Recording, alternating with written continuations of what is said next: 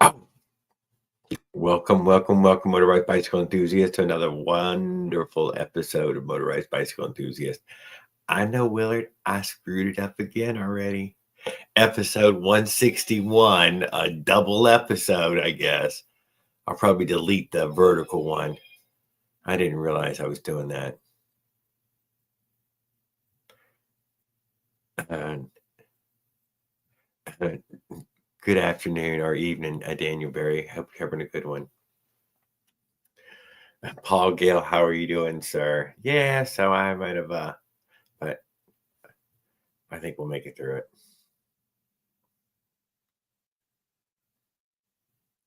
Maybe it even helps the stream out.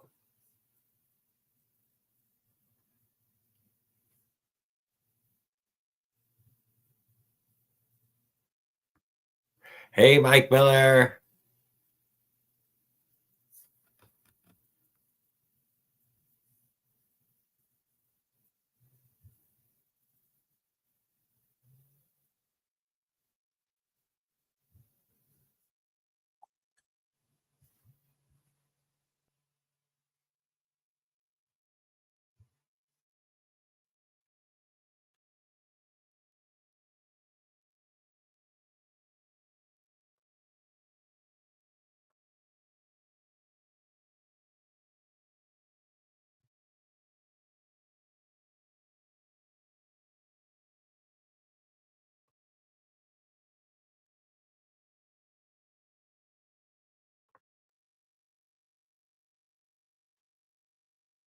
Hmm.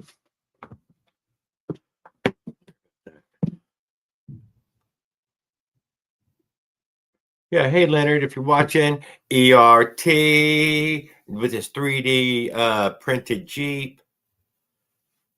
I seen your video there.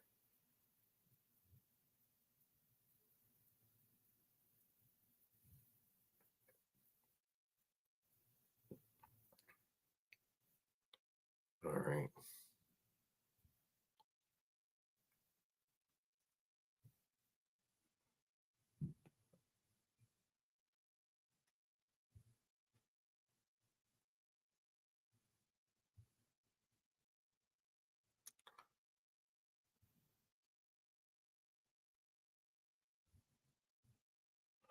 Oh, look at that.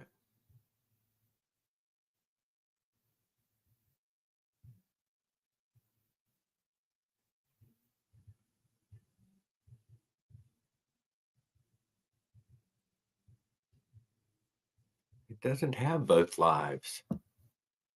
Hey, what's up, guys? No, I'm noticing this now. Even though it launched it both ways, it's not available on everybody's device. How can that be? Well, what's up? I'm trying to fiddle with it right this second, but I'm not making it anywhere on my other device.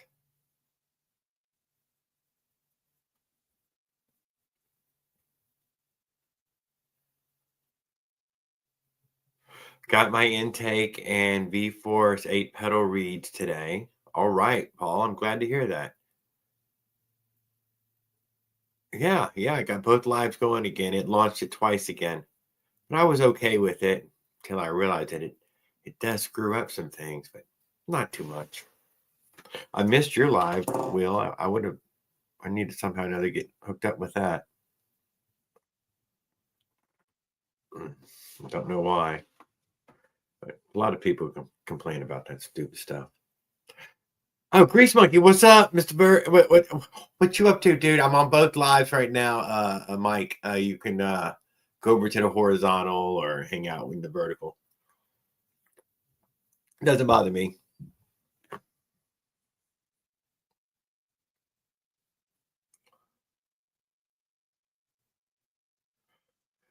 Just hit over 11,000 and just started howling. I think I used some full synthetic style grease for plastic planetary gears. Autistic blogger. Well, that's a good dude. 11,000. I'm super stunned.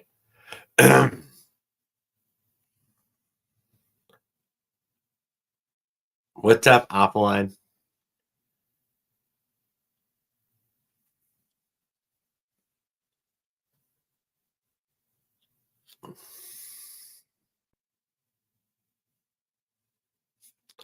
Well, you must be using it for some sort of a main transportation. I can't imagine doing that many miles in 2 years for anything short of a delivery vehicle, I guess. That's what I would guess. Farquaad, I seen bikes are up for grabs. What's up with that, dude? Anyone in the Chicagoland area, come get them. Why? What happened? Are you just you're getting rid of all the other bikes so you can concentrate on the one bike? What it looked like to me, but I didn't get to finish reading that your long post on that thing. Skip, did I miss Skip go by? God damn it, where?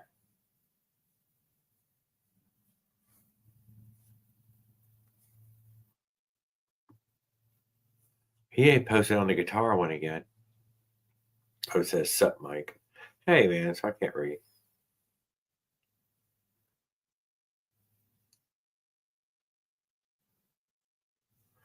Oh, okay, a couple little tours on it, dude. Crank out the miles. Cannot deny. That's the needless driving I'm talking about. That's that needless driving I'm talking about. Hey, what's up, Life's Adventure? Autistic blogger. I don't know. I don't know if I see that you don't have a wrench yet. Well, visit us twice, and yeah, we're interested in always having new community. Mostly gas powered motorized bikes here, but mm, motorized bike is the same to me. But I will not say that is the norm.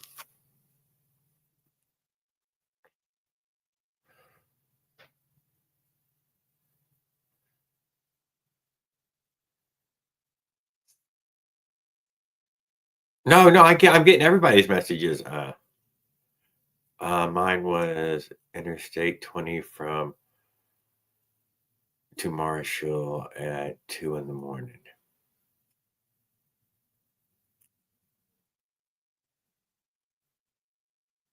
Hey, Derek's DIY, what's up, man? Glad to see you, sir. I seen you had posted a video just a few weeks, a week, probably 2 weeks ago. I think it was 22 minutes teardown, engine teardown. Everybody go check that out.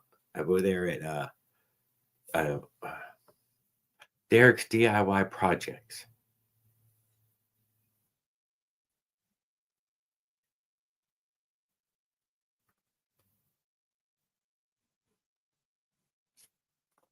Yes. Yes, that's what I remember it was, Sparkwood. That's why I was saying it. Getting rid of the clutter.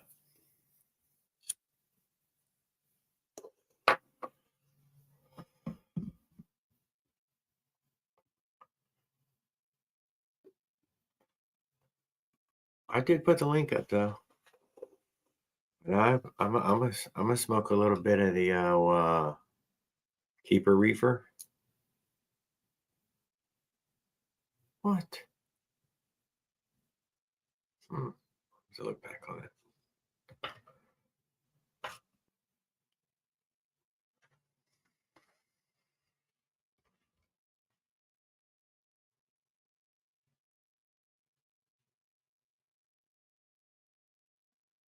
Well, man, life's adventure. I'm sorry to hear that. At 33 degrees there now, be frozen by morning. Ain't not a good sign. Not a good sign. Yeah, that was a Dominator 85. So what did you think about the Dominator 85? I know that I could probably, just get it from the video, but the Dominator 85, it was the Avenger, but it has the longer crank, right? It has a long no, it had another cylinder. The cylinder was made particularly different, injection molded or something.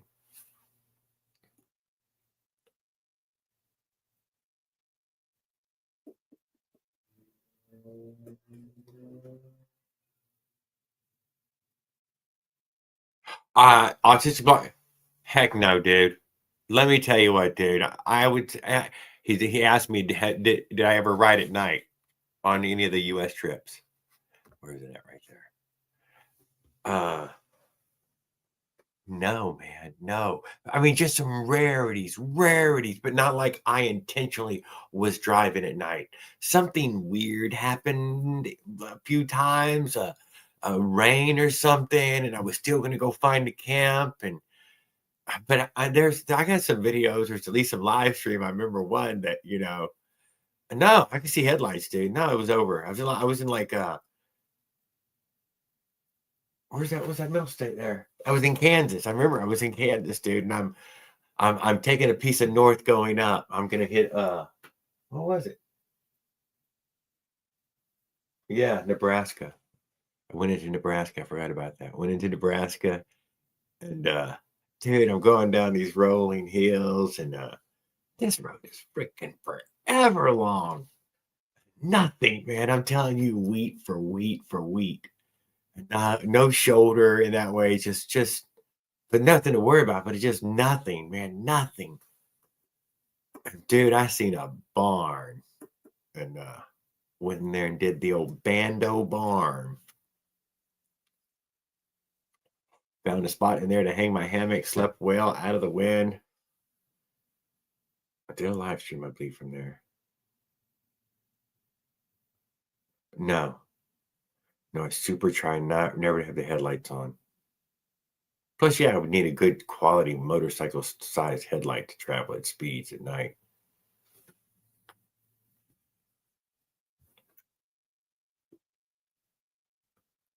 And unless I have a trailer or something, then I'm not going to be one to have that. Yeah, medic wheel. That was what I was trying to ask him. Is it 5240? It's injection molded, yes.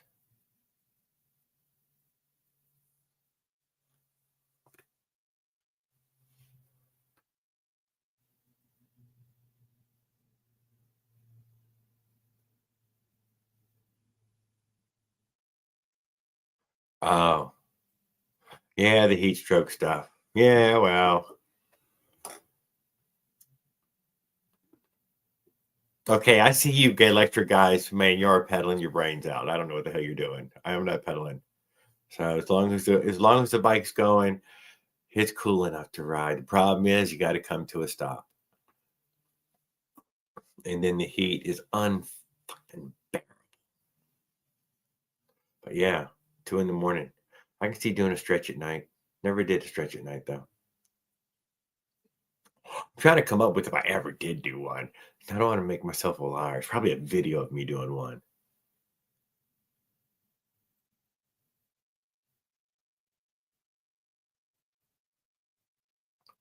Yeah, leave the pedaling to pedals. Thank you. Thank you, man. I don't mind starting the motor with the pedals. That's as far as I want to go with it. That this is as far as I want to go with it.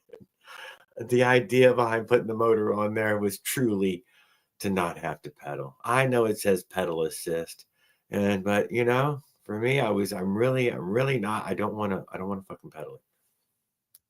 Not even a, not any more than any. I enjoy riding it so much more when I'm not pedaling it.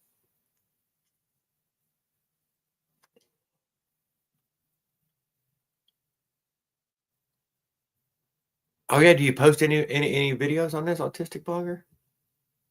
Are you posting?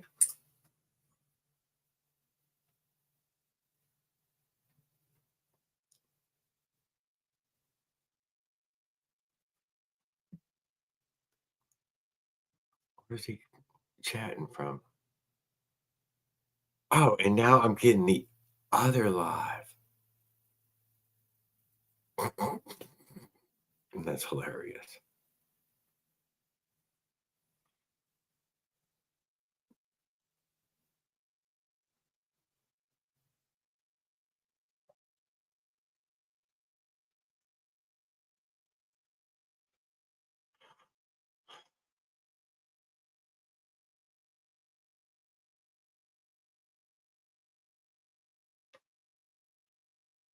What do we got here? I have an idea of putting on a trailer in back of my e-bike and putting a gas-powered motor on it. I have the same thoughts all the time. Can't deny. Haven't used the electric motor enough, no, to know if that's truly something that I would want. The tribrid or whatever, the hybrid, that's what it would be, but it'd be tri, wouldn't it? Pedals too. I will be posting on some trailer stuff though here soon. A vlogger, I can't deny. Hey, what's up, roll? I got my part from flux capacitor. It's a charging circuit board. Oh my god, a bunch of new comedy shorts.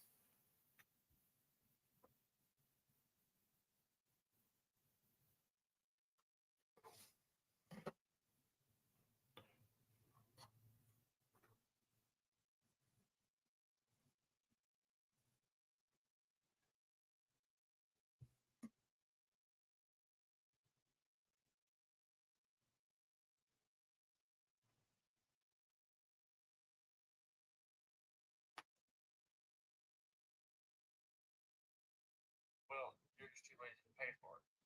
Let's be honest. All right, cool enough. Looks like a regular guy to me. Looks like a regular guy to me.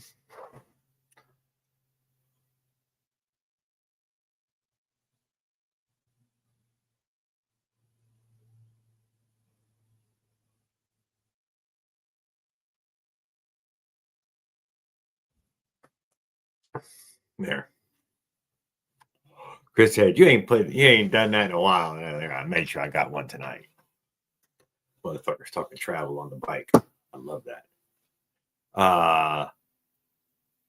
Oh, that link doesn't show up on the vertical one, does it? That's very cool. I love that. Is the link up on the other one?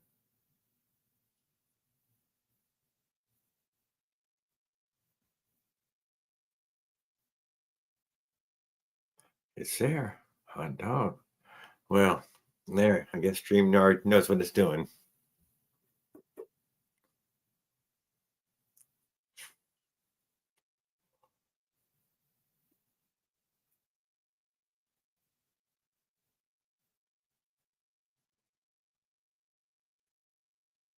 Yes, I watched your video of the charger circuit roll. I don't know what the hell I'm watching with you, dude.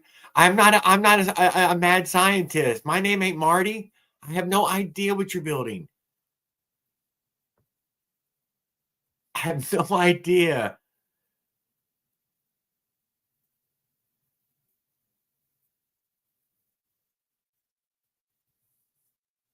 Yeah, well, apparently it's helping us get out there a little bit. We just met a new fellow right there.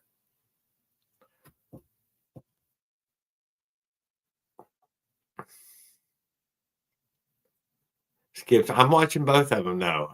Oh no, I wasn't. I know it's weird when it's like this, isn't it? I know. Whatever adds for a little drama there. We got our own little tiny micro drama. Hot dog.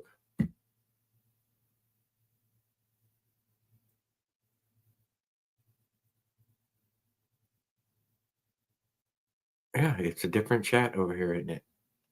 I get it, all of it on this.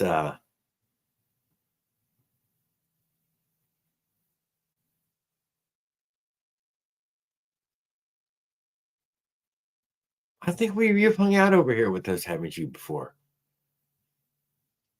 Steven. There we go. It's got a name. Why did I notice that? Steven. I think you had hung out with us before. Hey, good evening. Good evening, Paul. How are you doing, sir? I'm doing a lot better now. I was sick for a few days. That's what I assumed it was. You still sound a little congested. What's that, sir? I said, well, not much. I'm glad to see you're well and back to Yeah, kicking again. yeah, for sure. Feeling a lot better. I got the flu from one of the kids. Oh, I didn't know you had kids. Not my brother's Okay. daughter. Oh, they're little germ machines, dude. They drag Yeah, them in from all over the place, around the world. he was sick too, so I figured that's what happened. Yeah. Yeah, they're the ones who need the mask on all the time. It's the time of year it's going around. Bugs And around. put little rubber gloves on them. And if I see little kids near the buffet, I don't go use the buffet there. I don't go anywhere where they let kids walk up to the buffet. I got my KX60 intake today. A KX60? Yeah, it's 35 millimeters here, and it's 30 millimeters on the where it bolts on the flange. 35 millimeters? 35 millimeter on the for the PWK. All the PWK carburetors are 35 millimeter on the outside, and then they're like 18, Okay, I 19, understand. 20, 21. You know what I mean? It gets bigger on the inside. So, and then here's the.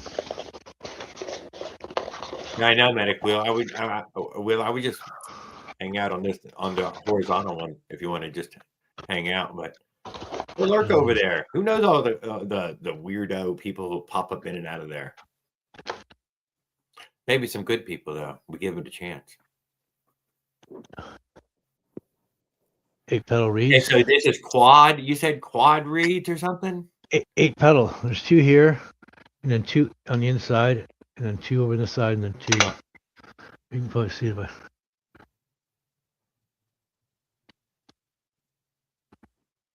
it's got like a stuffer built into it too. Why would you want that many pedals? For more power band. Yeah. Yeah, to increase your power band a little bit, even more power. 8 pedals to rule them all. It's All right. the pedals are they're necessary evil, right? You need them there to stop the gas from spitting back out the carburetor. You build in case pressure with a boost port. But if you don't have what was I gonna say? The 8 pedals that it was gonna help. Oh yeah, it'll restrict the airflow if you have like 2 pedals, like my Minerale, my 50cc.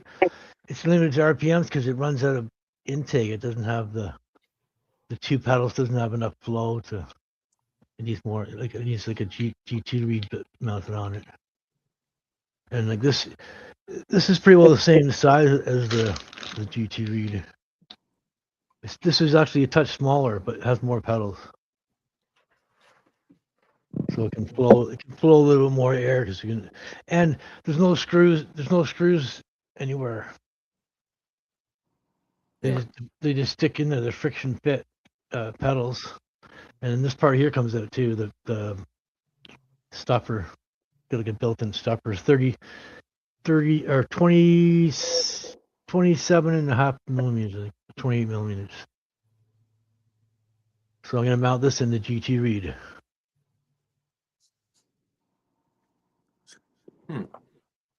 It just fits in there. Yeah, that's a V-Force reed, ain't it? Yeah, it's a V-Force, yeah. Yeah, them are pretty good shit. That's what I used to run on my KX 250 was V-Force reeds. It's for a horizontal mirror rally. Yep. So it's got the bolt pattern. I've already modified a little bit. Yeah. But you can tell by the bolt pattern it's for a horizontal mirror rally. Yeah. But it'll work in the G2 cage. I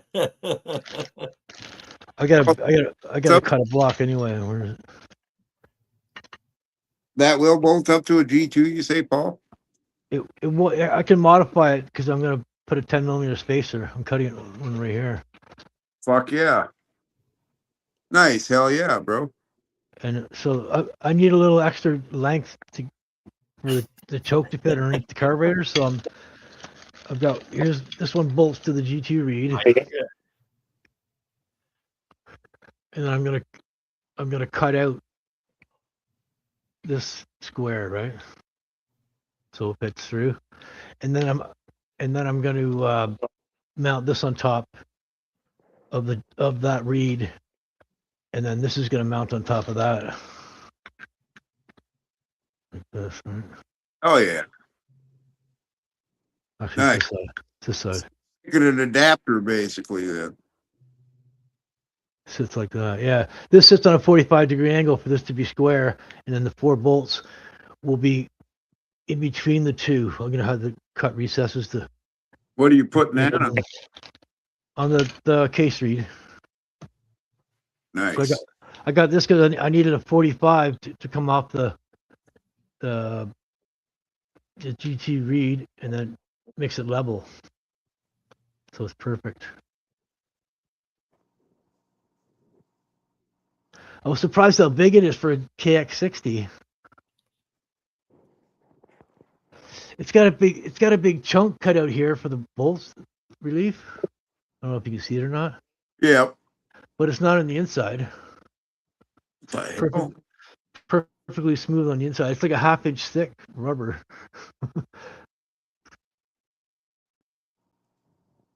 I thought what the hell? I was waiting for it to be a big divot on the inside, but perfectly smooth on the inside. That's what Surprising. Kawasaki puts on just a 60cc. Yeah, KX60. Damn, that's a big intake. Life's Adventure says 4-stroke No, it's for life. probably a smaller car, but it has a big flange to mount on it. It's Oh, but it millimeters. ain't going to be that much smaller. It's going to be pretty juicy. It's going to be 20 Yeah. something. Well, it's going to be able to Upper 20s. produce. Yeah. That little fucking case reed you're building, Paul, that fucker ought to scream pretty good. Yeah, it's 47 by 40. Ocean Rock. 69.4 cc. The haul ass pretty good. 4740? 4740, yeah. Oh. Oh. Damn. I thought it was more than that. I thought it was going to be one of these larger diameter pistons, but that's all right. I've never had anything more than a China doll. I've never had a like 100 cc. I've only gone 66 cc's. 4-stroke for 70. Owl says. Yeah. My 50 cc is 40 stroke too. It's 40 stroke, 40 bore, square bore. That rock's pretty good. That's got huge transfers and huge cylinder ports and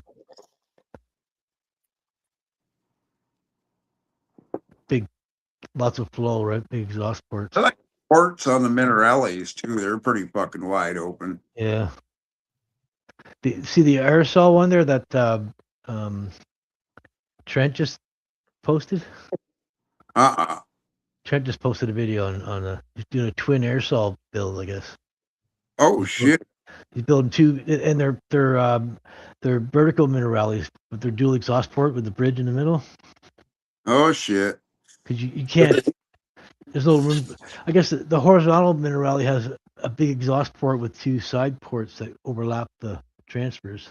But it has more room, has more stud space room. But the vertical is closer, so it doesn't have room for that, right? So it just has a bridge, dual exhaust, so it's super wide and bridge down the middle. It's pretty nice though. Those are pretty. Those are like $800 for me. No, that's too fast. Too fast. 800. It's like $600 for the top end of a aerosol for one 47 millimeter top end piston head, pin, Godian pin, rings, stuff like that, right? No reeds and no spacer.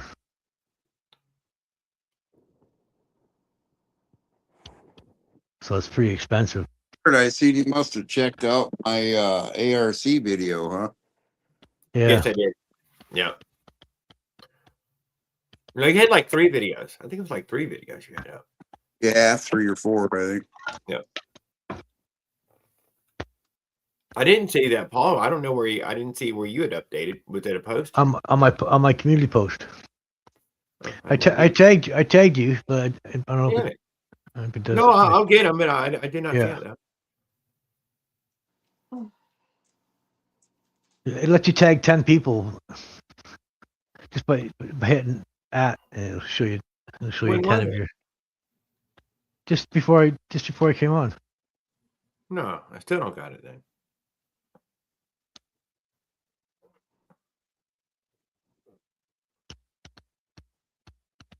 Farquad posted, I'm selling my bikes so he can concentrate on the other bike. Yeah, he's selling the. Next one was 4 hours ago. Was Raul posted some video on his motorized engine, double pull brake lever, and yeah. It doesn't usually show you community posts. It'll be down in the list. No, not on your phone. On your phone, it's in the scroll. Yeah, it'll scroll on my scroll. computer. I scroll down a bit, and it'll show me the. It'll show me the post. Shit. That's fucked up. It shows you shorts, and it shows you videos, and then it'll show you posts. That's where I usually catch most of your posts. But they usually don't alert you, I guess, like the videos. Videos send you an alert.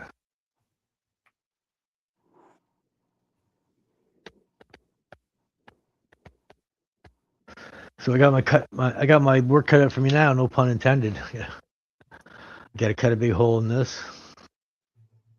The problem is the GT reed has big thin walls on the side, so I can't just mount the reed to the case.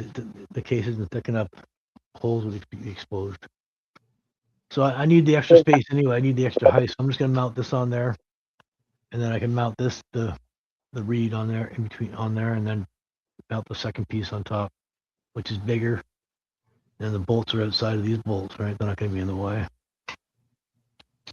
So it should. When it's done, you won't really notice that there's a smaller block under the bigger one, I guess. We'll see how it turns out. Should work pretty good. I seen the diesel bicycle wheel. It was it ran without a spark plug. Yeah, I've seen a diesel engine for a bike. It's expensive. It's like $500. It was rubbing the tire from the underside though, under your pedals. The motor was mounted. It's like I think it was a 17 or 18 cc diesel, and it ran on compression. Diesel's gonna have a lot more torque. It was very hard to get started. That guy struggled in the video to get the damn. He ended up putting the torch to it, but after he put the torch to it, it did start right up after that. Bam, bam, bam, bam, bam, bam, bam, bam. I don't know how to do it. It was it was primitive. It was some sort of Russian-made thing. It was very primitive, but it worked. I mean, it did work. I can't deny it. I mean, it worked. I know diesels don't rev that high, but do small diesel engines rev high? That's what I was wondering, because it's like a diesels. Yeah, two-stroke diesel. Yeah. He's autistic, and that's Rick's son. And it was running like 22 to 1. It had to be fuel injection. Compression. It had to be fuel injection for sure. It self-ignited. Mash it up enough to make it fire. Really, that's how you use the pile drive hammer on two-stroke. They got a guy there squirting oil in with the. Yes, you've seen this one, right? Bottle, yes. I've seen this diesel-powered hammer. Yeah. Linton did it. I think it's they inject diesel and then the guy squirts oil for lubricant, right? But diesel's pretty well lubricant anyway, right? He doesn't look too committed to it when he's squirting at it. Like if he missed one or two, ain't no way you're gonna grade him against it. So I'm saying it's oil. I think it's more of an oil. Yeah. It could be. Yeah. Probably not. Although he seems pretty in time with it. It gives you a second. That's pretty old technology. We have a lot of that going on here. Right? We pound pilings in Florida. That's one of our things. Yeah. We're a big pounding piling state. And I don't even know what they're pounding it to. I don't think they're pounding it to anything. They're hoping for it to. You put in enough pilings, they lock into the sand and create hard, a stable structure. Yeah.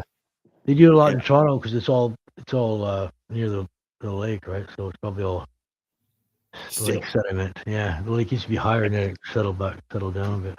I don't know where our bedrock's at. I think limestone is the only stone you can find deep under earth in Florida. You can tell the lakes were a lot higher back in the day because there was a sand beach up in the north of here. There's a sand bank that you can go riding dirt bikes in and stuff. It's pretty cool. Wow. And then it's always snow now it'd be snow there. all for the rest of the winter because it's up in the higher altitude. It's up in the clouds, I guess, right? So it's pretty cool. Yeah, no, you're cold. So now the lake's receded down a lot. It's too And fun. it's just left a bunch of sand up there, right? Big long, I don't nearly as cold as long Minnesota. for miles and miles of sand. You're riding. Pretty cool. It's like the old lakefront. They probably speak Canadian at the top of Minnesota. I've never heard of the Minnesota-Canada border ever having any disputes. No, I don't think so. Yeah, Canada loves our U.S. neighbors. It's just Trump we hate. I don't think there's any fences, actually. I think it's just a mow line for most of the border. There is there's nothing there. Once Trump's gone, everything will probably go back to normal with Canada. And I'm sure with everything with Trump in there now, everything's all fucked up. He keeps trying to be a dictator and fucking take us over. No, he's trying to make America great. He ain't got but 4 years. I know he's trying. He's trying. Yeah. And y'all made a lot of bad deals with a bunch of other countries too. I couldn't do any better, so I'm not going to. Yeah, that's what I'm saying. I'm fixed any of that. I don't know.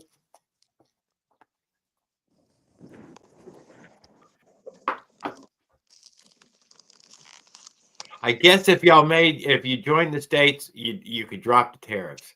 That'd be about the only I think could actually happen. If y'all go to war with somebody, we go with y'all. If we go, y'all go. You don't get a choice in that.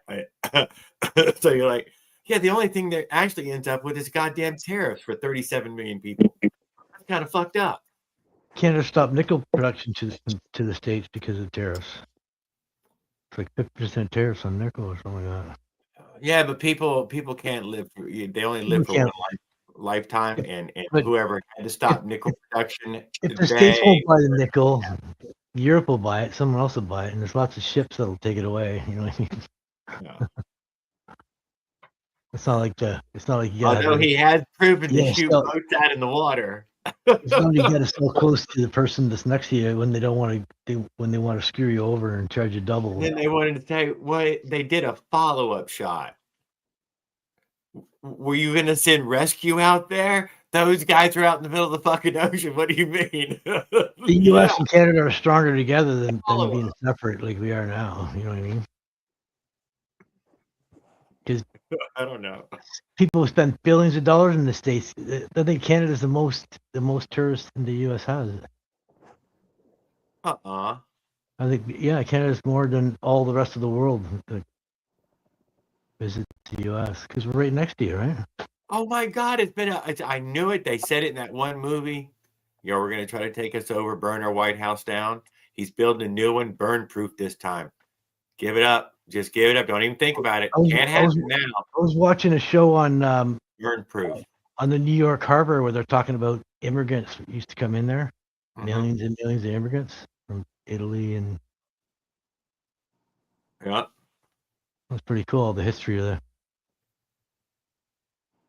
Yeah, you'll have a similar port just a little more north.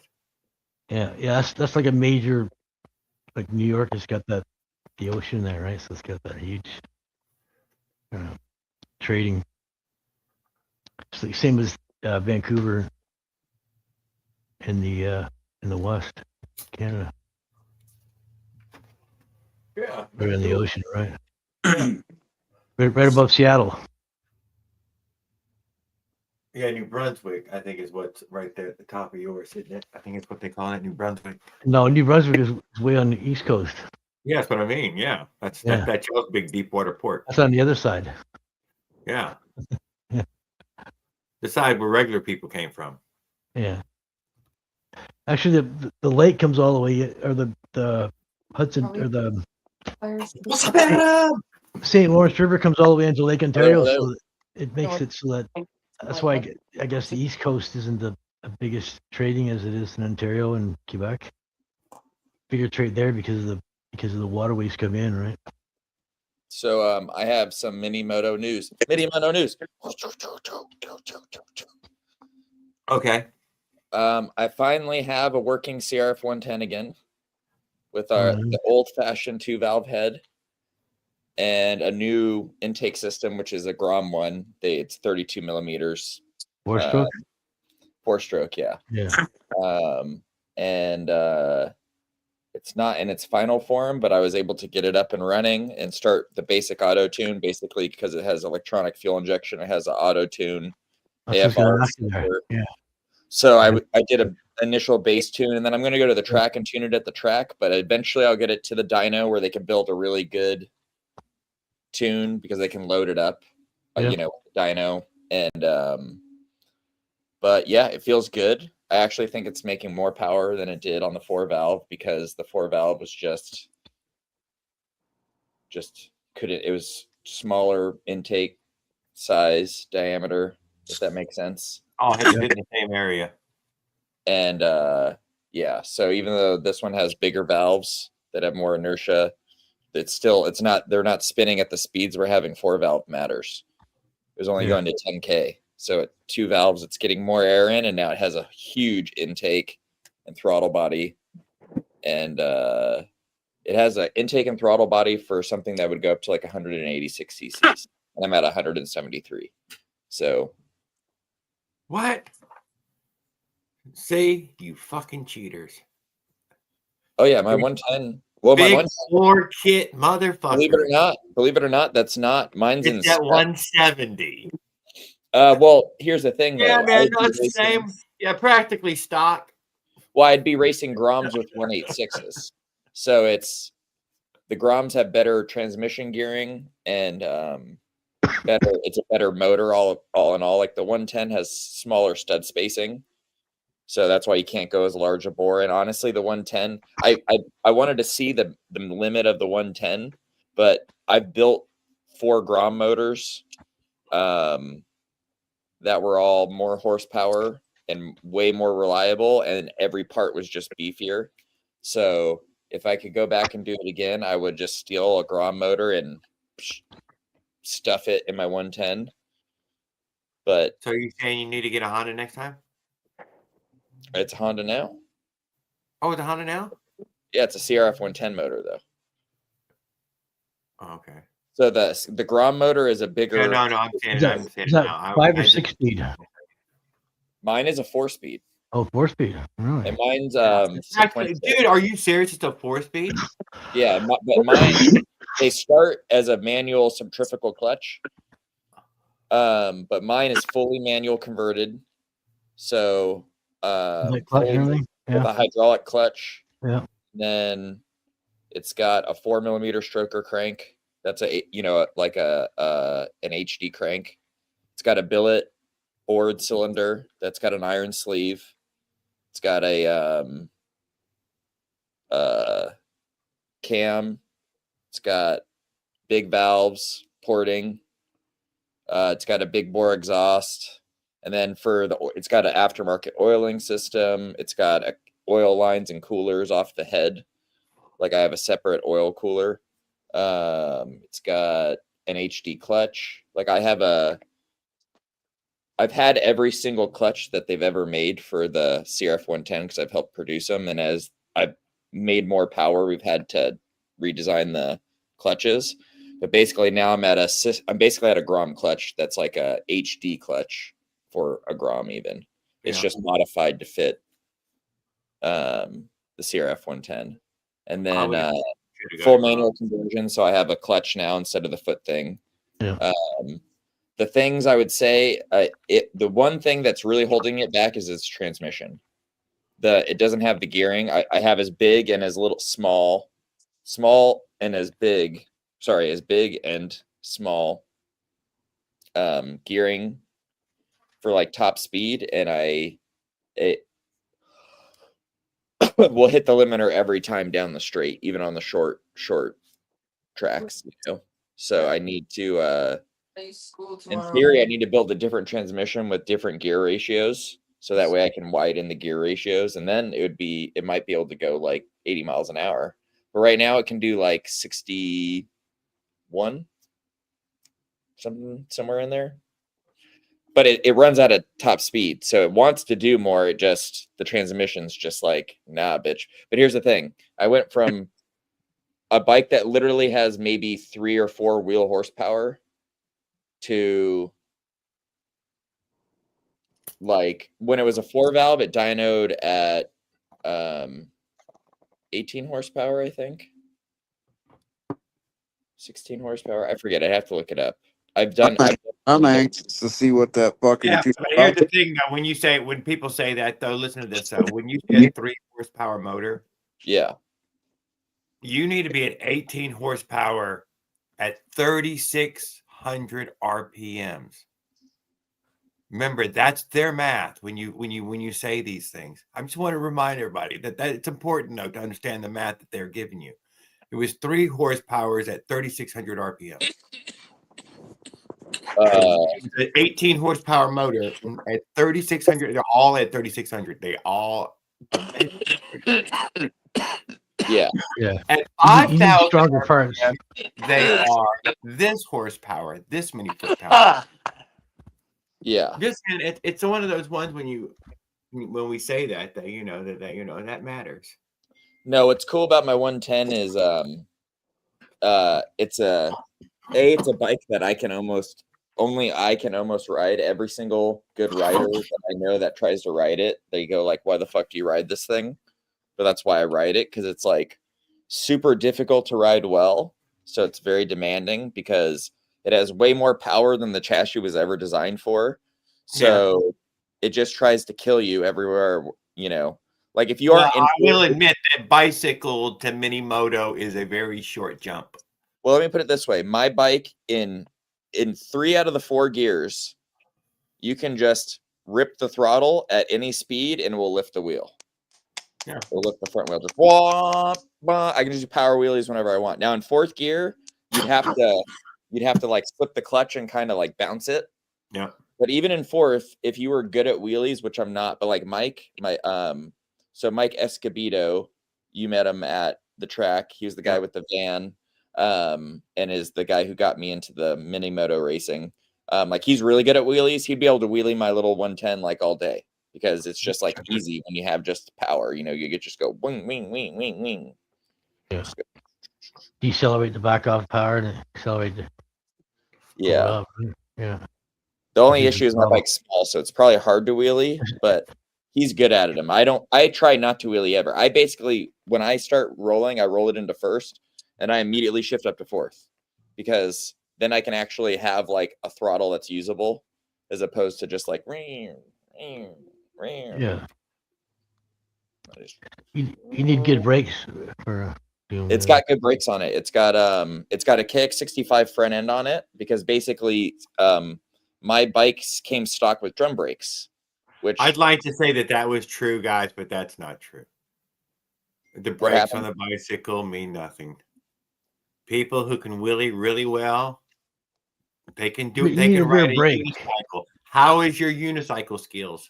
You don't need a rear brake, but it helps. I'm just saying, those people who can do it. I've seen people do this stuff in that way. They go like, he's not using anything, man. He just and I'm not a wheelie guy. I said, me neither, but I've seen that some just are just I don't know, a balance thing. You're just good.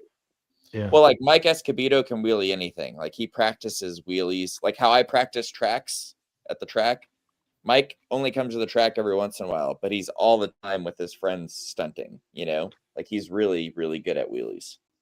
My RM125 had a really low center of gravity, so when you pull it to a wheelie, you didn't have to be really high up. You could hold the wheelie. Yeah, well, he has like his Grom is like just like a stock 125 Grom, but they build these stunt cages where they have like foot pegs on them, so when you're riding, you can stand straight up. Yeah. Well, how about this for the wheelie? Trial riders. Oh yeah, have you ever watched trial riding? There's a girl that we ride with. That's the most amazing shit ever. I had a video game like that, Trials video game. If you look at Sully Rides on Instagram, this girl we ride with at the track, her name's Sylvia. She rides everything, but she did a class for like people who are really good at motorcycle riding on how to ride those bikes. So she has a bunch of content on her just fucking. Yeah. What But was I've that, seen them Raoul? do it on bicycles as well. 20-inch and 26, 29. And you know what? They can ride a wheelie right there on their same footprint. On the same footprint. Bike never fucking moved. Yep. Hey, thank you. And twirl it around where it Yeah. sits. You're like, oh, yeah, I can do that. Sorry, Just I lean haven't back a little. catch up on Bible the chat. I haven't been paying attention to the chat on the side, so I got really behind. Well, there was a Donald Trump one in there. Sir Abdullah. Great Scott. I put the headlight back together. Oh, they're killing Raul. Raul has once again made something that could electrocute you. I don't want that. Yes, he's back to the wires and sparks again. It's he has this. He's like he's like now he's back to the sparks. My from my O2 sensor. Where I got the circuit from? Was unnecessarily hard because even though I put Energy efficient light bulb. You take the circuit out, Oh my God. and now you got a fucking LED headlight. Oh, What's Raul? oh yeah. No, it's going on the bike. This circuit, it's just this circuit in the light. Are you going to be running with an extension cord? No, No, this little circuit's going to connect to a little mini gen on my bike, and this is now my headlight. You should run it in AC, but it might suck all your power definitely away. need something to hold that thing. Oh no, he has. I'm going to put it in some kind of plastic thing. Bag, probably. Raul, although that's awesome, I got to tell you, they have these things pre-made from China with cool housings and and they bolt right on. Out, and they have the diameter thing to fit your bar, and you just and then you click a couple wires, and then you have a little battery pack you recharge. It's got its own built-in battery. You just recharge it. Yeah, you don't no battery pack necessary. You're going to go through all that rigmarole bullshit for a charging system for your damn phone. That's what he's hoping for, a headlight and charge his phone. It's not for the phone. It's a charging system for the motorized bike, so I can charge that big 12-volt battery on my bike. What's a 12-volt battery? Oh, to run the whole series. What's running? It's all running off your stator? Yeah, somehow This part's going to be running off the mini gen coil for the bike. The main stator goes to your CDI box. Correct, but that's going to start making it pull more amperage through your. Just run a fucking drill. Yeah, I want to handle that. It might handle it, but you also might start blowing up magnetos. Hey Scott, how are you doing? It'll work. The bag. It's made just good enough. Pushing it. Same thing you find in a CDI box when you bust it open. The Zeta 85. What's Zeta again? I'm sorry. Is that a person out of Florida? Huh? So. No, Zeta was something that I think that's what Smolik Performance is or something. That they are Zeta or something. Zeta or something. This is what Smolik used to team up. Zeta Mafia. Yeah, what their original name was. Are actually Zeta Mafia, I think. Who? Yeah, they're Zeta Mafia. Right, they bought their business, bought their tooling, or bought a few patents from them. Oh, they probably did. I know they bought a bunch of machines from somebody. Maybe they bought their machines or something at some point. Yep. That does sound correct to me. So, Jared, what do you think of the charging? Bullshit, apparently, maybe I'm not. I'm totally out on that. I'm not 100% sure. Then I think that takes brain power for me, bro. It's gonna be charging all my electronics and shit. Electrocute myself with some shit like that.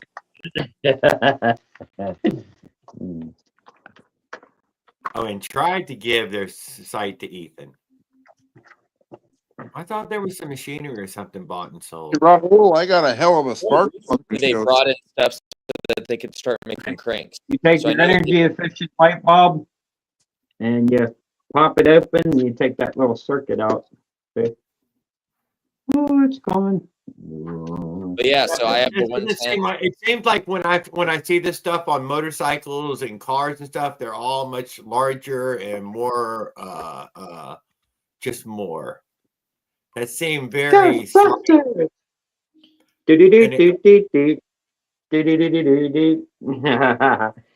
I got to get the billet parts out now. Bought his old engine dyno. Okay, so it looks like Here he goes. He's gonna show off his 212 now. Oh, the old it was something. Yeah, there was something bought and sold or something. That's about all I can say whose that it is. Otherwise, it was a YouTube channel, wasn't it? And there was parts. Yeah. Yeah, so I definitely don't want to do wheelies. Rims that were for sale are no longer for sale. I'm donating them Hey, to. can you start it up? Let us hear the motor. No, the motor's not too heavy to do wheelies. You can watch people all over South America and Central America ride motorized bikes on wheelies all day. What the hell kind of spark I might go to hurt myself. The Philippines, everywhere What but the America. hell type of spark plug is that? Auto like high performance race. It's got the 4 rounds. Oh the 3 shit! rounds. Is that for a 4-stroke? Yes, that's for that fucking monster. It's got 4. Nice. It's got Yeah. 4. I love the 4, man. It unshrouds 4. because it unshrouds the Right, spark. dude. Who wouldn't want 4 of them? Why would they only have Yeah. 1? Well, one. And I thought the three prong spark plug was good. Damn. One's all you need, but 4 is actually probably better. It's gonna spark all over 4 the place. would be better? Spots, right? It's gonna I spark in love different it. spots. It's not gonna spark As 4. long as it doesn't times. get corroded with fuel and oil and shit. It's just gonna bounce around in different spots. So I had a triple one. I remember I had a little Chinese triple one. if you have a Hemi, if your spark plug's in the center, then That's the quad sparker right there, baby. Oh, the spark is Fuck unshrouded yeah. from the Oh that's shit! He's cool. got the billet pod. Oh shit! There we go. That's There's what these something. guys do. They cut the electrode back a bit, so it opens it up to the. ART, baby. beautiful. How much? Did you how get much the bullet is it flywheel or the billet flywheel or whatever the hell it's called for the Yeah, 212? give me a second. I'll show you the real goodies. That's for the What we 212. doing, Adam? Oh shit! He went out and bought the performance parts. You got to get the higher. I got a hell of a Compressor. fucking deal on that kit. I got a hell of a fucking deal on that kit. You got to get the highest compression springs too. Yeah. The valve springs or whatever they're called. If you Oh were to shit! get, He like, did. Oh shit! Oh shit! Inner head gas tip for more compression. Oh shit! It's coming He's gonna in have a scratch. monster of a fucking motor. Better wear a seatbelt. Cam, nice. Dyno cams. Oh shit! Oh yeah. We don't You're fuck gonna around. take the whole thing apart, put all the performance parts in there, and oh god. Is that 212 parts? Yes, Yeah, sir. 212. This is the Go Power Sport Stage 2 kit. So what's you gonna rev? Oh, 10K? Yeah. 10K or more. Better hope the wheel holds up. The rear wheel. The valves. I feel sorry for the valves. honestly, 10K is pretty safe for me. Oh shit! You got the heavy duty fucking gear. 10,000 You RPM. got the heavy duty fucking gear, no plastic shit. Race If tape. it's built for it, yeah, you can handle it. But The upper echelon is about 14,000 RPM. So like a 150R motorcycle from the factory does about 14.5. Yep. That's a 4-stroke too, but it's a 4-valve with really great machining and yeah, I'm telling you, you're gonna need a seatbelt for that motherfucker now. for like my 110, 10,000 RPM is pretty close to the upper limit, but that's just because I have a long stroker crank. So like when you have a crank, RPM starts going down significantly. You know, Yeah. you can't have the world, unfortunately. yeah. Give and Right. take with 2-stroke. Oh, I love but two. it makes power though. But even with two strokes, if you go too long of a crank, you'll eventually start losing RPM. You know, like you can Oh, only. yeah, but you'll start climbing hills like a bandit, though. You will start to, your hill climbing Oh capability. hell yeah, will Jared continuously. knows. Oh shit, Oh, there it nice. is. Look at Wow, Billet. oh, What's shiny. is that? Oh, That's only if you fix the cylinder to be a longer time that it does work. Yeah. that's a racing fucking. You gotta be there. racing this bike? Holy shit. To take Oh, advantage. that's just for safety, bro. Oh, yeah. I don't want I that. know one thing. Don't be trying to. Don't You're be not gonna trying to be race the police and shit. Outlaw. What was the cost of your build for all those parts together? It was well, originally the kit was 404. Oh, yeah. I caught it on Black Friday sale where it was 294. I paid for the whole motherfucker. Oh, nice. The 94. Nice. motor that you're putting that on, is that like a Tilston or like a 212 Predator. Predator. Predator, Predator? Now, is there any consensus on like the Tilstons versus the Predators? Really the 'Cause same aren't they both Chinese? Like, You know what? I don't know exactly which one the Tilston is exactly. I'd have to see what they So I probably hear- are closer to each other than if you they're know those little tiny mini bikes that have like they're like the little bikes from Dumb and Dumber. Oh yeah. Those a lot of people. Yeah, I used to race minis. They're fun as hell too. They're fast. We used to as have a fuck. rough. Oh yeah, some of those go 100 miles an hour. The bike from Dumb and Dumber. with us on it, little kids. Or maybe not 100. I think they go 90, 91. 91, I think is the fastest. Got myself some new riding gear too. Ooh, nice. Nice. Good suit. Very smart. Very smart. Is that a Harley Davidson jacket or A good riding suit. I bro. Oh, that's got full padding in it and everything. Yeah, Room- You white excellent. out? no, I mean the thing Thumbs up, next to it. Is that a Harley Davidson vest or is it Yes, sir. You can I wanna wipe give out you- and instead of going to the Here's hospital. golf clap for You can back on you. and ride, right?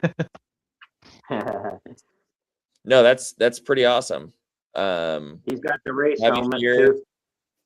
yeah, having That's gear. gear you will be look usually like wear gear. if you're driving like a dirt bike, isn't Yeah, it? when you got a fucking bike that'll do over 70, 80 mile an hour, you gotta have that shit. Hold on, I'll show you something really quick that'll make you want to wear gear forever. I don't want to see any crash videos now. You can show them the crash videos. Yeah, because you're going to Right, show where right. somebody ran over somebody else, and you're like, you couldn't have stopped them from running him over. Right, exactly.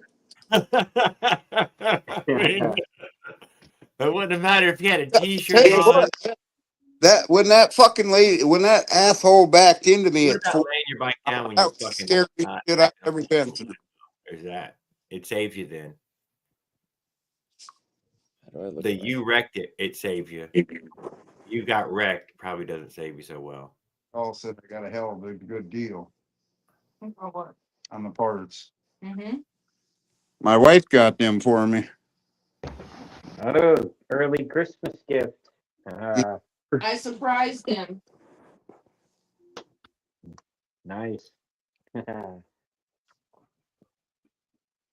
I'm gonna grab the billet side cover next month. I think $150 for a dual bearing billet seat. I didn't want to see What is that. that?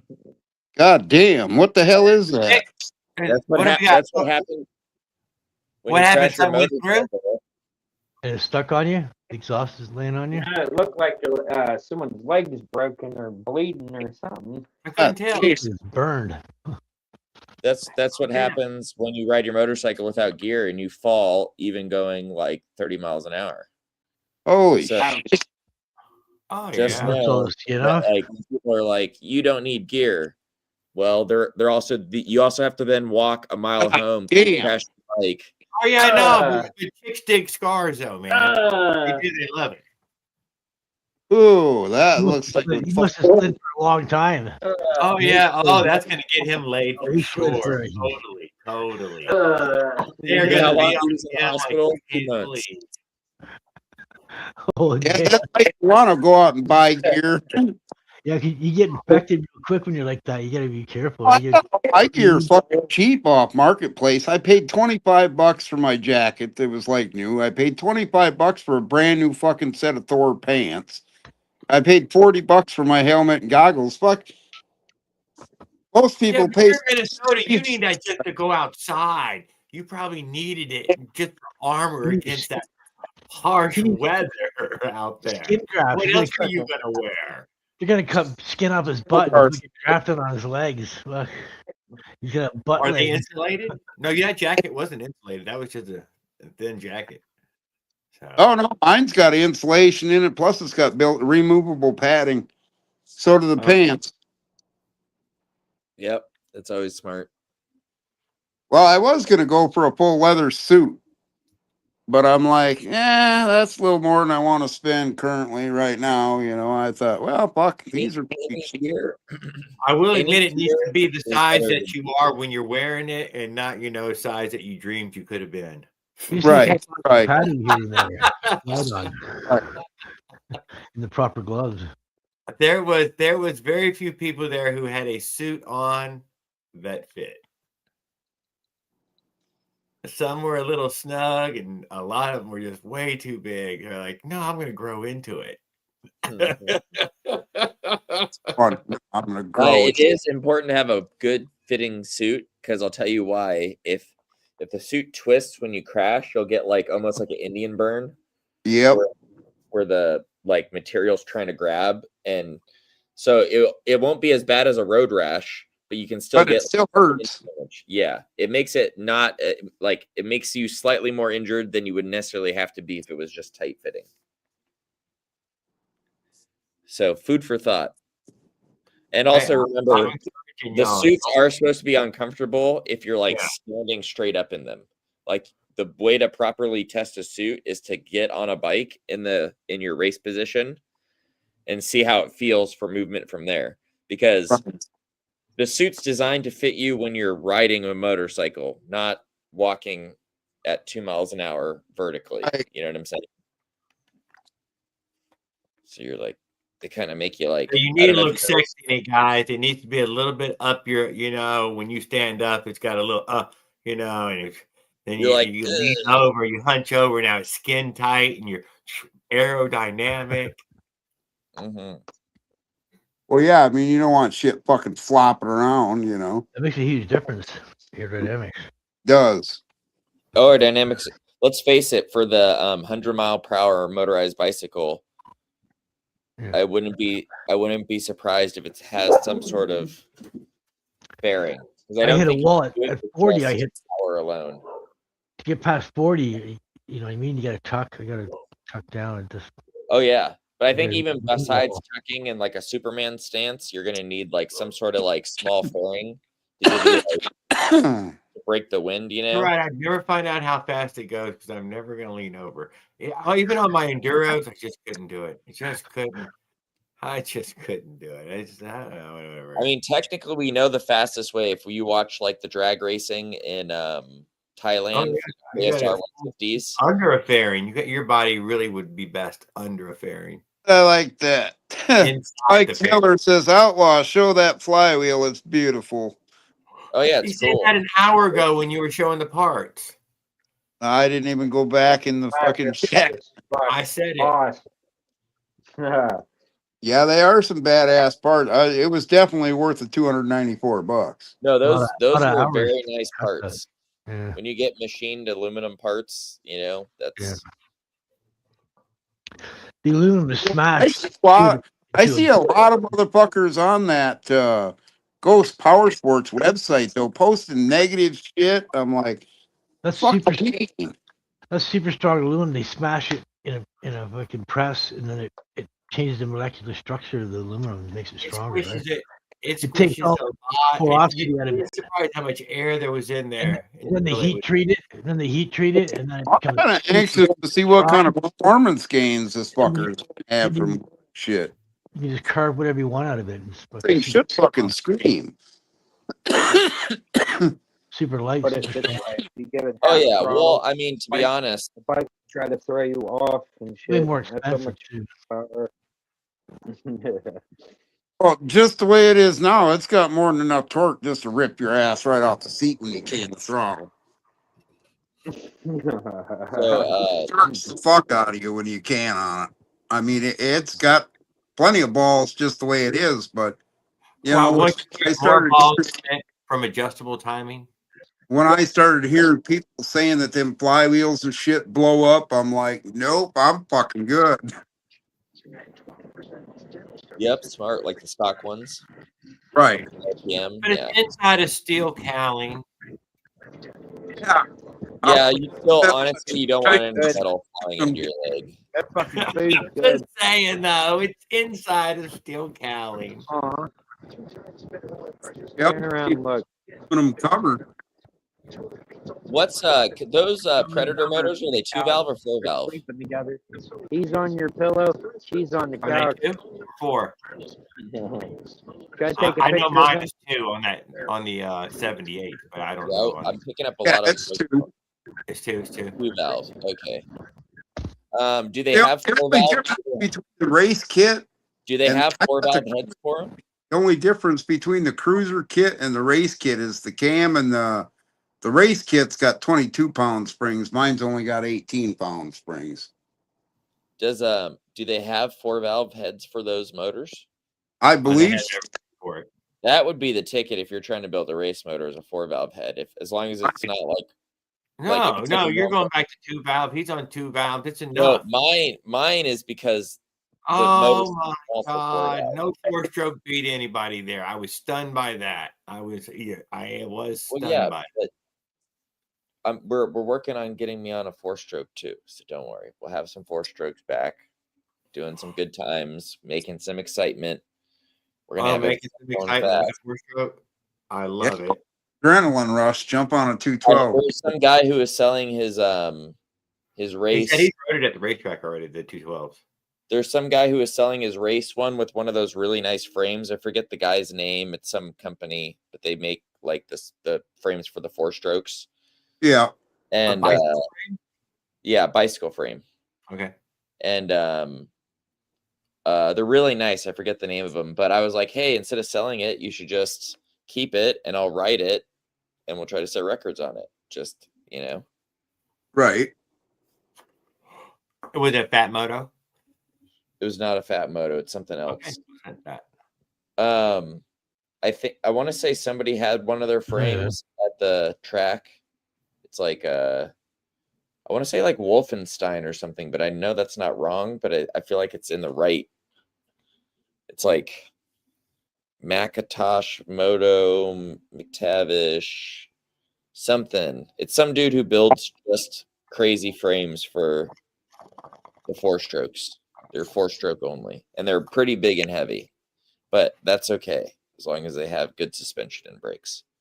Yeah, and also realize he's talking about starting at over 200 side cylinder, and you're talking about getting it out of your 110.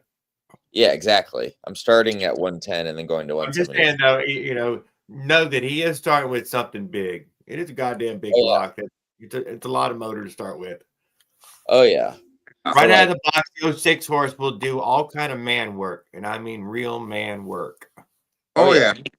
Oh yeah. Shit. Well, 212 is going to have a lot of torque. The no matter pipe, what. fucking good cars. It might not make the power, but a 212 will always make the torque. Yeah, for sure. Yeah.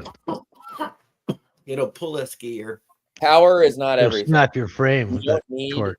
like if you can have a bike that has a really good flat torque curve and like You'll wear your sprocket and chain out with that torque.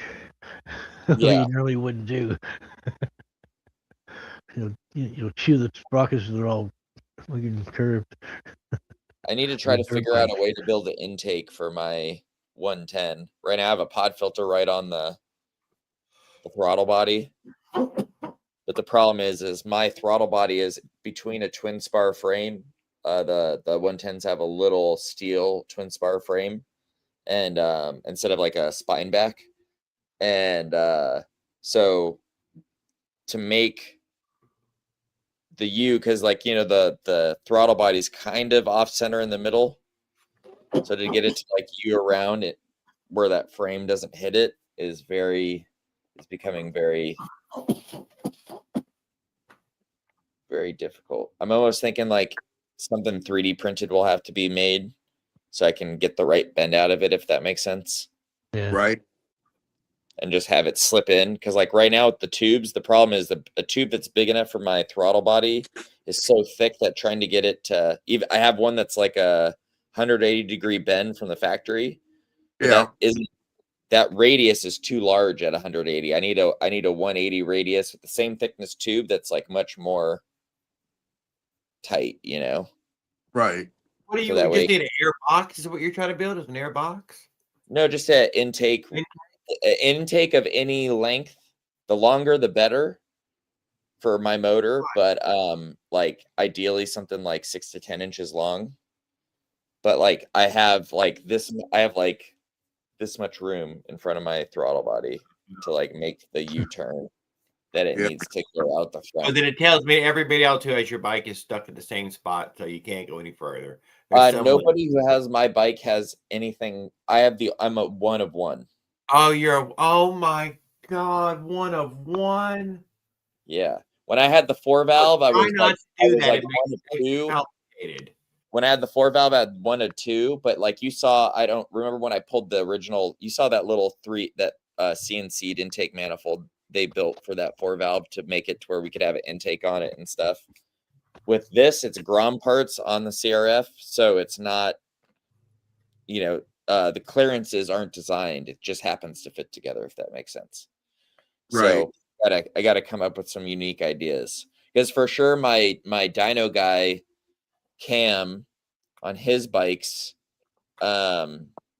he's able to make an intake work, but it's because on his bikes he has there's a special flange you can buy so you can like cock the intake manifold to a different spot, so that way you can slip the hose on and still have it running forward.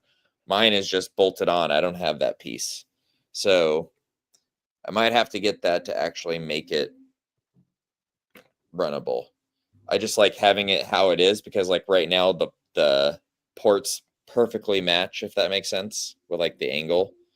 And it's a circle, so technically it shouldn't matter as long as the whole thing moves, but I don't know. I just want it to make good power and not blow up. I'm so sick of having a 10 hour. It's not like it's already running. You just go run it and ride it until it does blow up. Damn it. Oh yeah, well, and then when it does blow up, I already have my next plan. We're gonna there you go. Yeah, just start go all over. 4-stroke. Buy yourself a Grom.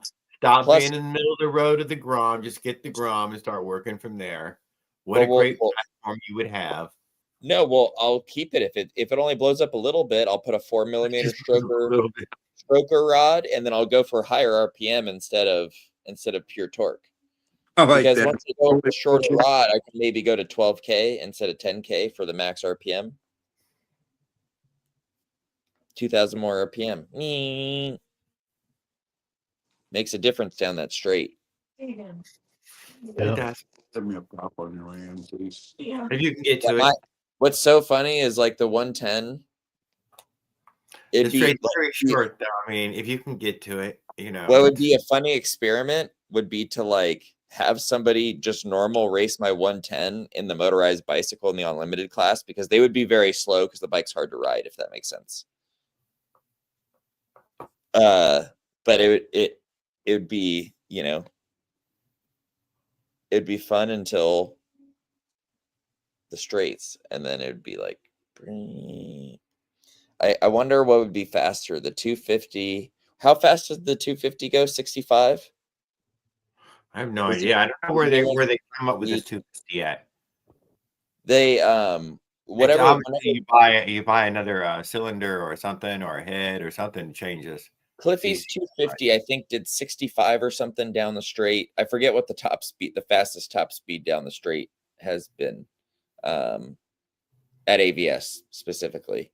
I got some ideas, though. I can tell you. I mean, I have some pretty good ideas. Your top speed that you were reading off yours, that was from running the straights. I mean, what the straights were there. Oh, yeah. I mean, yeah, but I was on a 2-stroke. You said, or 56 or something like that was, I think mine was 55, 54. 5. It wasn't very fucking high. This wasn't some astronomical number. I think it was 54. I can tell you. Hold on, I can tell you It's right now. 46 for Trent, just from watching this one video there. So I'll tell you right now. Hold on. On my 114 lap, it was 53.8, so 54 miles an hour, basically, if we give me a generous 0.2 round. yeah, there you go. But I think the 250s were doing like 60 miles an hour or something, maybe. They were doing a lot faster, dude. They were eating y'all up, no matter what corner they came to or what straightaway they were on. It didn't matter how long the straightaway was. There were straightaways between turns. They overtook y'all's asses on those too. Because torque in the middle of the corner where you can use it is huge. You know what I'm saying? Like, think about how long you're in the corners for. So if you can go faster in the corners, Yeah, and out of every corner, like, yeah, first, second, third faster in gear. and faster out. Oh, yeah. I'll be right back.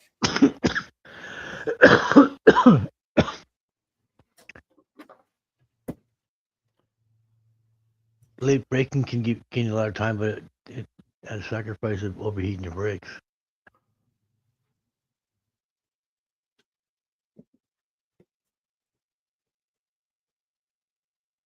Yeah, that is true.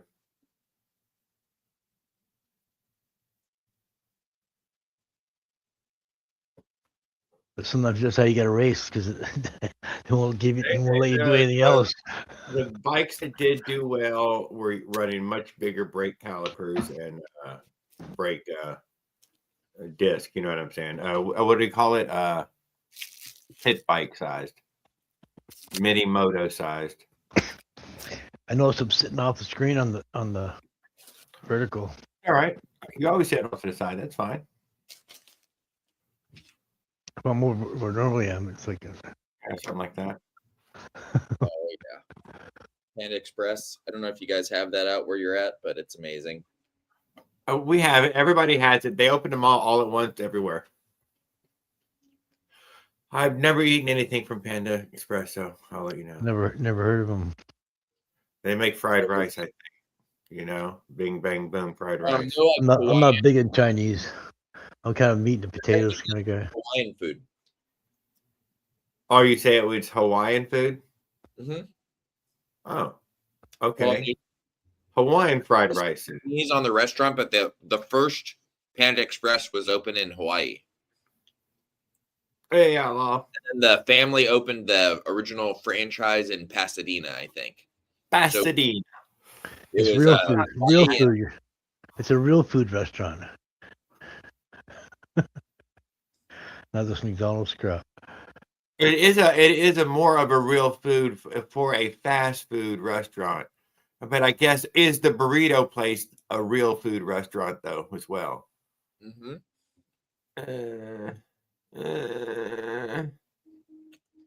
I think so. Yeah, that's just us humans be willing to eat anything. You can tell when you're eating it, yeah. If it's but fresh, I do eat fried rice at home, so I mean, it just needs to be fresh. Just needs to be fresh. That's all I'm asking. That's all you need to do, and it's good. You know what I mean? It doesn't take much to make it good if it's fresh. So if it's old stale shit, it's gonna taste like shit. No, Panda Express is pretty good about having it fresh. Yeah, that is the thing. Yeah. I don't know what all dishes that they do make. I know fried rice is and they probably do the big egg roll. I bet they're big egg roll people or something too. They don't give you a fortune cookie, do they?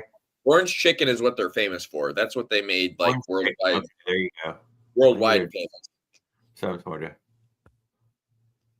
Some sort of main thing that you know. Yeah, they were the original orange chicken.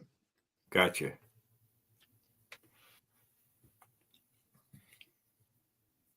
Basically, it was a Chinese dish, but when it went to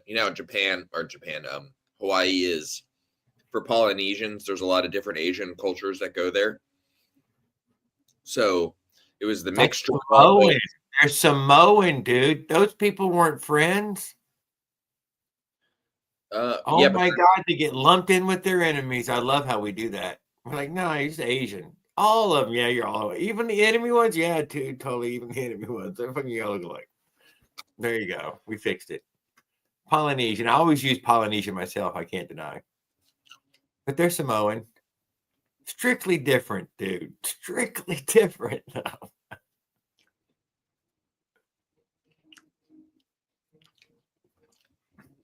Tahitian. Mm. They have a lot of Koreans and Chinese. They also have a lot of Brazilians. Yeah. Brazilians eat a lot of beef. I like a lot of Brazilian food. Mm-hmm. You know, any diet that revolves around eating a lot of beef, hey, that's a great culture. Yep, I agree. I love Vietnamese food. You know why? Pho. Or pho. It's heavy on the veggie, dude. It's very heavy veggie. Yeah, but they have beef stew. I'll eat it all, dude, but I'm just saying they very heavy veggie. I mean, they literally eat pho like every day, and I could also. Because, you know, rice all noodles. they got is a broth and a piece of fucking bone in there. Oh, yeah. That's it. You know, they've done ate the back out of something. Thai food's pretty good. I was raised with a bunch of Vietnamese in Beaumont. A lot. Good food. Ate a lot of food. I don't have any lines in the sand for food. Yeah, but it's good. It's good. Yeah, it's right. I taste test to find out. You know, I'm going to taste it anyways. I'll even try it again. Maybe you fucked it up. You know, maybe you fucked it up. Maybe it is good. No, I feel the same way. I usually will try things like every couple times just to make sure I don't like it. Yeah. I gave hominy enough chances. Turns out I officially don't like hominy. Yeah, it's out. Wouldn't buy a can of it.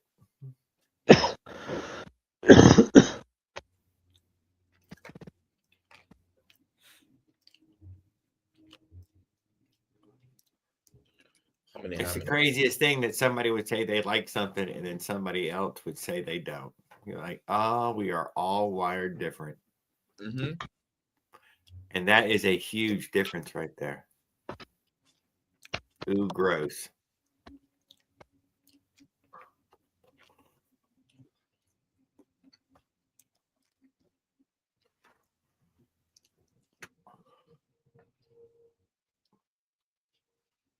Mm.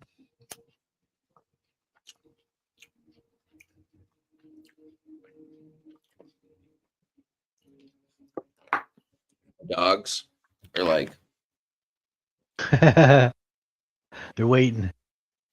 Mm-hmm. She's gonna drop something.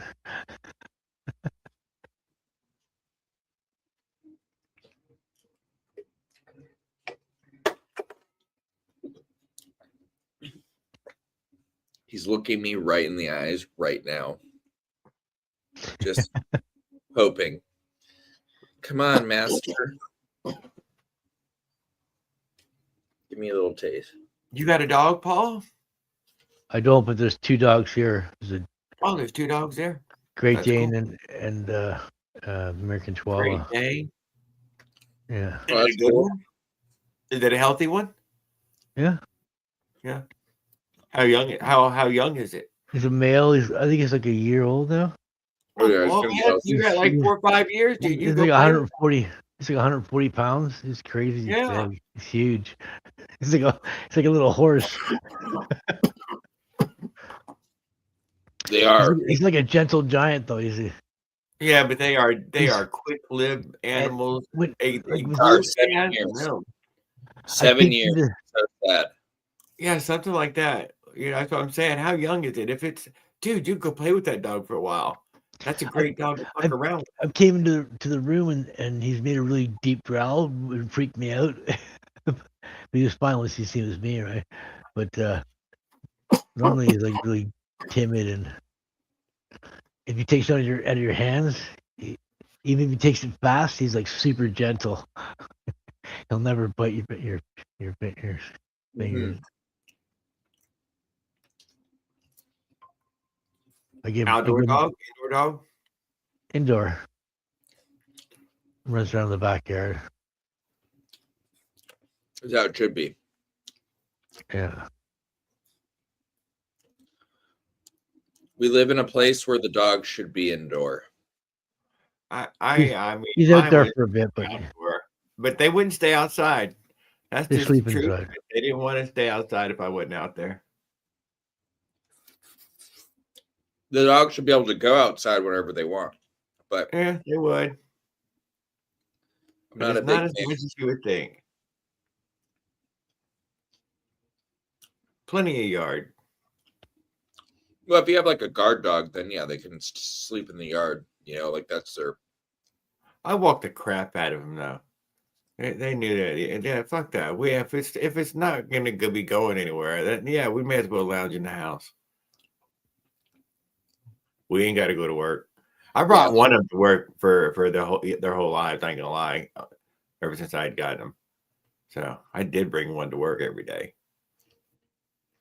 I had two of them, for a long time, but always one of them was coming.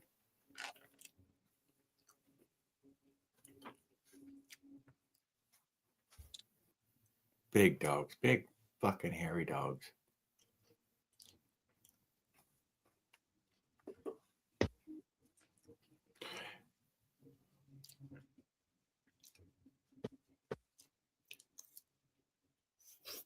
$35 by 30, 35.7 by 36.6. That's a reed square. So basically 36 by 37.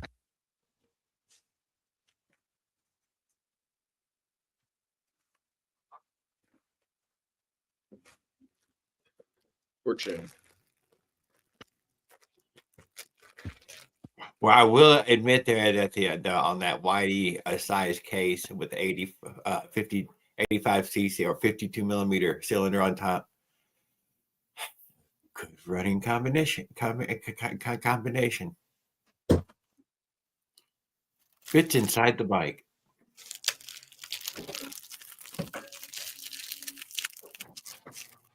Amazing how much usable power you can get from it and be in such a compact package.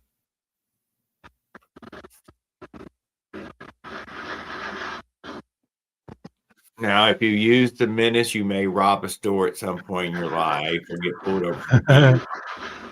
You might lose your driver's license, but it's okay too. I was watching a video with the two cops were chasing the guy on a dirt bike, and he turns down this little path, and then he jumps across the train tracks and cruises off. I was laughing. It was funny. Yeah, so we wish you good luck on that, Adam. We don't want to see you go to jail or anything. This basically says I'm going to win my next motorized bicycle race. This is what it says. Okay, It says you are destined for success and happiness. Damn, that's a great one. Very encouraging. Yeah. That's what you needed to hear, right? I don't believe it said that. I think you made that up.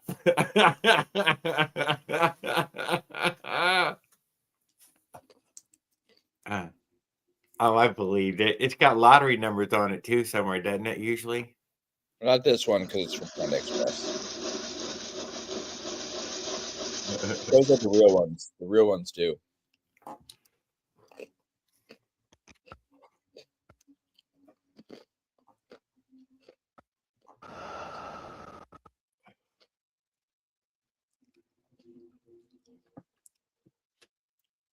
Well, that's good. I'm glad. See, now you have that, that predestined knowledge that, so it didn't say let up. It said, we'll buckle down and, and then find success.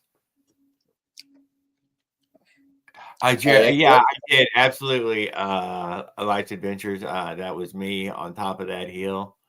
The podium. I'm sorry, podium.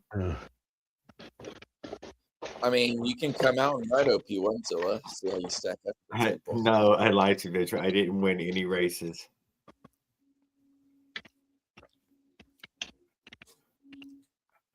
but I'm glad you mentioned it.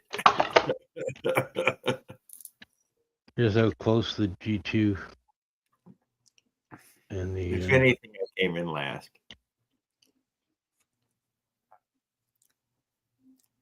they're a little bit shorter. Oh yeah. These are 30 mil. These are like 30. Let's see. Measure. Oh, this one's got the stopper. The G2V course. doesn't have it, right? Needs a stopper in here. It's not good flow like that.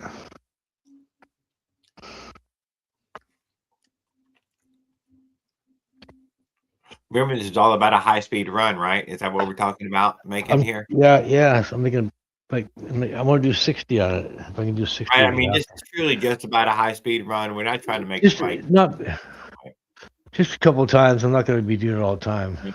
And then you want to modify it again and see if you can improve it in some way. Is that what you're thinking? Yeah. Yep. I'm just curious in what I've just done a bunch of stuff, and I'm just curious how it's going to turn out. But the reed pits in there nice. Would nice to see it do 60. That would be very cool. I would be very impressed with that. Don't know if that I don't know how hard it is to get to that. I guess the case read doesn't help much. So you believe you got the port timing on the cylinder? Yeah. Enough to get it to get to those. Yeah, I raised the exhaust a little bit from stock. And you put in every possible porting technique you could find with a Dremel. And I did a lot of work on the cylinder on the transfers. Made a huge difference. Spent hours and hours working on the transfers. I didn't do much. I didn't do anything with the ports, but the transfers I enlarged. At the bottom, they were really restricted, and I did a lot of case matching. Make sure everything was flowing nice and there's no edges anywhere. I didn't try to increase the size. I just tried to make everything fit together properly. It was the size it was, right? I didn't really. So you may end up having to keep changing the porting, right, to get higher and higher RPMs. Is what we're thinking. No, it's pretty well extreme on this now. It's like 190. Okay, so we're revved up and ripped up. The port timing is at this very high RPM setting. Yeah, it's for at least 10K anyway. That's all I need. You said 60 though. 60 what? 60 miles an hour is what you. Yeah. Or is it 60K? 10,000 RPMs. I'm saying. Talking. Hey, how's it going? Hey. Oh, but I thought we were aiming for 60 miles an hour. I am 60 miles an hour. Yeah. 60 miles an hour. Actually, yeah. I actually thought of a way, and I looked at all the specs and everything. I can make any motorized bike, including a 49cc, go 60 miles an hour. Yeah, you put it in the back of a truck. There you go. There you go. Exactly. You pull it. Exactly. Man, I was gonna patent that idea. I guess people already know. If there's any issues, they'll show up real quick. I will love Alex. Speed. Well, good evening. I can't recall because it's got your handle, and I don't know your handle yet. Speed on a bicycle that's not designed for it. It's a very dangerous thing. You hit a pothole or something, and your whole bike comes apart on you. Yeah, that's weird. Fuck, man. That's why you get. That's why I if you have a suspension bike. When I rebuilt my bike, when I rebuilt my bike, I made it heavy duty. I got heavy duty chain, heavy duty tire, and everything's heavy duty on it. Yeah, you need it because it's all rigid. It's all rigid. There's no suspension, right? So yeah, better be strong and be able to get beaten. Yeah. It is one of those heavier Schwinn, older Schwinn. It's actually Schwinn in it. The front doesn't. I looked at the serial numbers on my bike. It was built in 1972. Oh, well, it's just a heavy bike. Good heavy bike. Yeah. But heavy because the pipe was thicker. Yeah, Steel is that's a lot good. thicker. Steel gives you lots of warning when it's gonna fail. You'll see it Yeah. crack. You'll be cracked for months. You won't even Yeah. know it. Right? I would Well, say actually, steel is superior if you're going to be running high horsepower. yeah, I got Yeah. 100cc 4-stroke, so Yeah, because this fatigue, it's gonna take a lot. If you have a lot of high horsepower, it's gonna be a lot of stress on the Yeah, frame. I feel got- like I got seeing 10 with all really high horsepower builds like I Cliffy have a platforms, and so 15 did tooth, Bill. 15 tooth sprocket up front and a 44 tooth in the back. So I do about 34 miles an hour.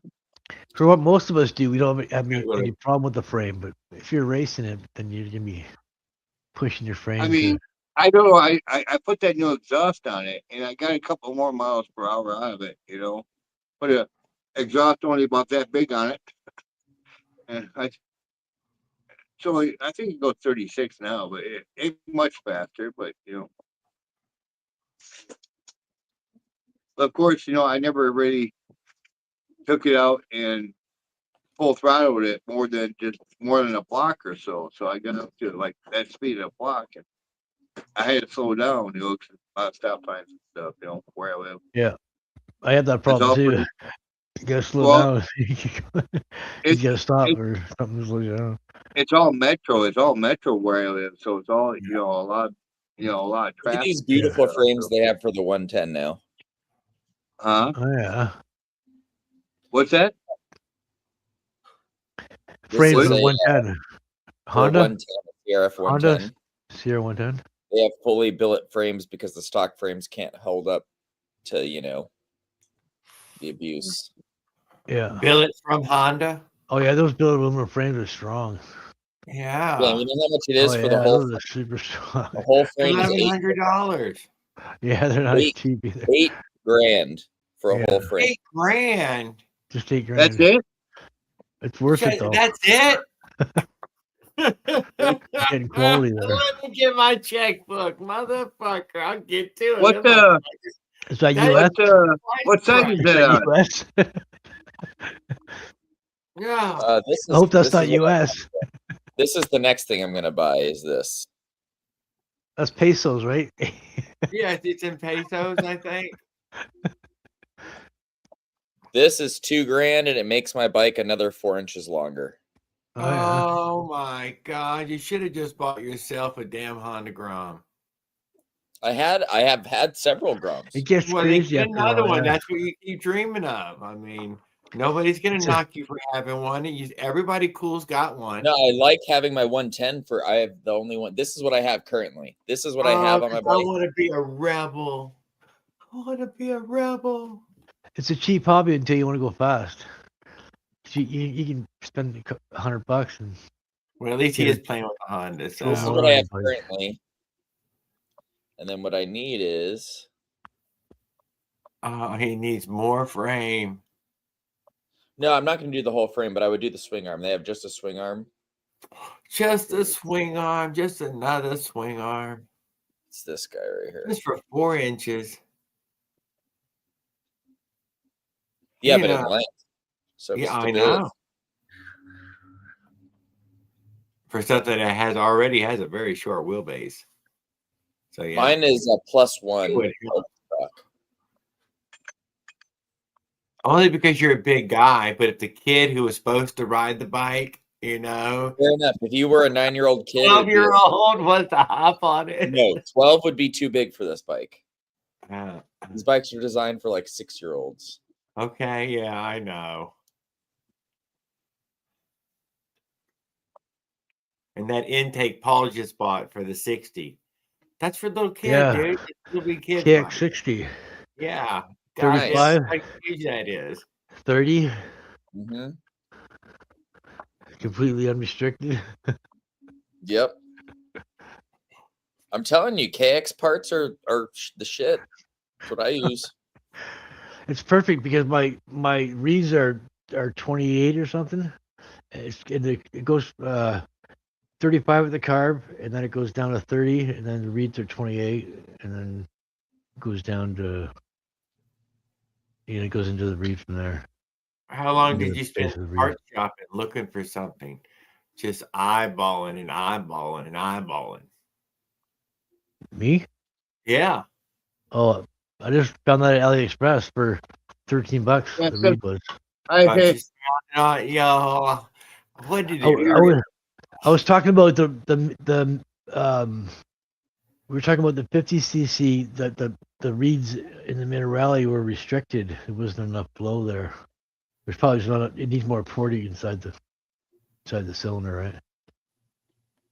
So that's for what's 100cc restricting its motor. RPMs. For I'm trying to get 100cc motor, the strongest bicycle frames are typically heavy duty steel, which I'm running. So Yeah. it's That's what we're right there on saying. Yeah. Google. yeah. Steel frames are good. I like. Yeah, steel. If y'all would have seen who was it, what was the guy's name who was on the long red bike, the long red 4-stroke with the matching suit to go with it, Adam. I'm sorry. What was the guy's name who was riding the red 4-stroke with matching suit to go with the bike? He finished second behind Weston. Old school beach cruisers or stretch I forget his cruisers name now, often to have be honest. strong I'm different sorry. frames. Yeah, well, that particular frame right there, dude, that was a motorcycle bicycle frame. Damn. It was, in fact, the tubing you'd get yourself on a nice fat motorcycle, 1-inch thick walled chromoly tubing. And yeah, it was very impressive there, the bicycle. I don't know where you purchased it, but it looked made. I mean, I cannot deny, it was all made. Yeah, it says here, It steel wasn't cruiser all bike, put together. It was very nice. old, Gilbert. The old guy's name school. was Gilbert. That was his name, Gilbert. And man, dude, he looked fantastic on the bike, riding the bike. I hate to see that he didn't, finish higher, but It's an but old school that beach frame, cruiser dude, was or so stretch cruiser. custom. I have no fucking idea where he fucking got that thing. That was motorcycle made bicycle frame. Or It was 3-wheel bicycles. Everything was welded on that needed to be welded on to make it a motorcycle. And it was, just barely, it was barely a bicycle. But those pedals worked 100%, 100%. Built right inside the guidelines there. But he wasn't very fast on it. The bike was fast. He wasn't fast. He wasn't going around the corner very fast or anything. It seemed like it was too long, like it was made to, make a high-speed run of some kind. A larger track, round. I don't know, different track shapes. Didn't they say that they reconfigured the track over there at Apex? Adam? I'm sorry. What was that? Didn't they say that they reconfigured the track over there at Apex? They're doing a lot of improvements, and yeah, they've been reconfiguring it as they make repairs. So they'll close a little section off and change it, and so yeah, we don't know. We don't know what it's going to be for the motorized bicycle race, but I suspect it'll be the standard layout, which is pretty fun layout. But whatever it is, we'll do it. Even if they change it. Okay, I don't know. I was asking that. Yeah, Yeah. from what I heard, yeah, they It makes it a little more. They've been exciting. changing it temporarily to make repairs and then switching it back. What are they? You can move the barrels or something? Is it a big flat lot or something? Yeah, there's a bunch of different side roads and stuff. So as they fix one, then they can cut off another one and use a bypass to keep the flow of the track going. Anyway, I don't know. Just curious. Oh yeah, Gilbert. Yep. Yeah, dude, I'd say for looking on their bike, who looked the best out there, 100% he looked the best. The bike and the suit, the helmet, the gloves, every piece of it matched. It was dead on, But he wasn't corner. He wasn't big in the corners. He was just trying to win by little straightaways. That wasn't enough to win. The other guys were definitely going around the corner way faster. Yeah, I mean, you know, the four. Don't You know get why he wasn't up higher.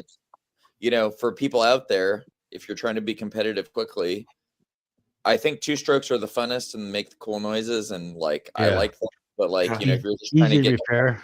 quickly, you can kind of cheat a lot by getting a well-built four-stroke. In if you can just, you know, fucking spog it. It's more reliable, but they're harder to maintain and repair. No, a good four-stroke when it's built. You got time machine, you My got time four-stroke- everything. My you got four-stroke valves and easier to maintain than seals. that two-stroke was. Every time I got done riding that two-stroke, I had to tighten everything up. My four-stroke, The nice thing about it, the nice thing about a four-stroke is that you only have sealing in the combustion area. It doesn't matter about the crankcase; that can leak all at once. yeah. In a two-stroke, you got to have a completely sealed envelope. If you have any leaks anywhere, I'm gonna go with issues, Will right? on this one too for like The 4 tighter times the cost as well, though. It is the certainly tighter- more expensive. The two-stroke is by far cheaper. The two-stroke is way cheaper and way more power because you get a power stroke. Every stroke is power. Oh, It's not come power on. exhaust, right? Suck, bank, squeeze, blow. Suck, bank, squeeze, blow. There's 4 things going on, not just I tell you what, 2 things happening once and the other 2 things happen tell at you what, once. Paul. You put your two-stroke up against my four-stroke. My four-stroke would be in the back of the pickup truck, though. I'll race you. You probably lead me up the line and then I catch you in the top end. Not if it's in the back of his truck, then he just say bye bye. Yeah, I'd be hanging out this way. You're gonna pass him. He already knows it. Probably would. You can't. I can't want stop less to the strokes torque. and more bangs. Four-stroke's a lot more reliable too. Four-stroke, it doesn't But it's heat up as much. It's a big opportunity for someone who's maybe slightly faster than our average racers. You know, you could build a dope four-stroke and then be competitive with the top of the field just because you kind of have a cheater bike.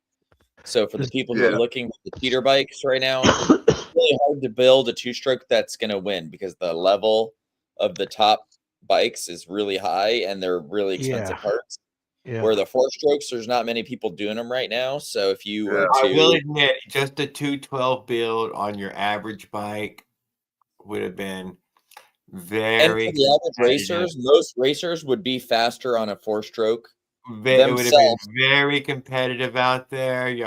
A lot of people would have found it hard to compete with just because whatever, just what it is. But you know what? Remember that it's a motorcycle-sized engine. It's a 200cc motor, dude. That's a fucking huge motor. You have to think, my Duke that I sold Cliffy that was at the track, that's a 200cc motor. Yes, they're all over 200. I'm just saying, but you can get an adult motorcycle. It's a Duke 200. It's a 190cc motor. Yeah. Yeah, so it's got a solid crank, and the connecting rod bolts together. It doesn't have any pressed together bullshit like the little two-strokes have, right? Crank's all cut out of one piece of steel. Yes, you're right. Absolutely, yes. And then the connecting rod bolts on with bearings.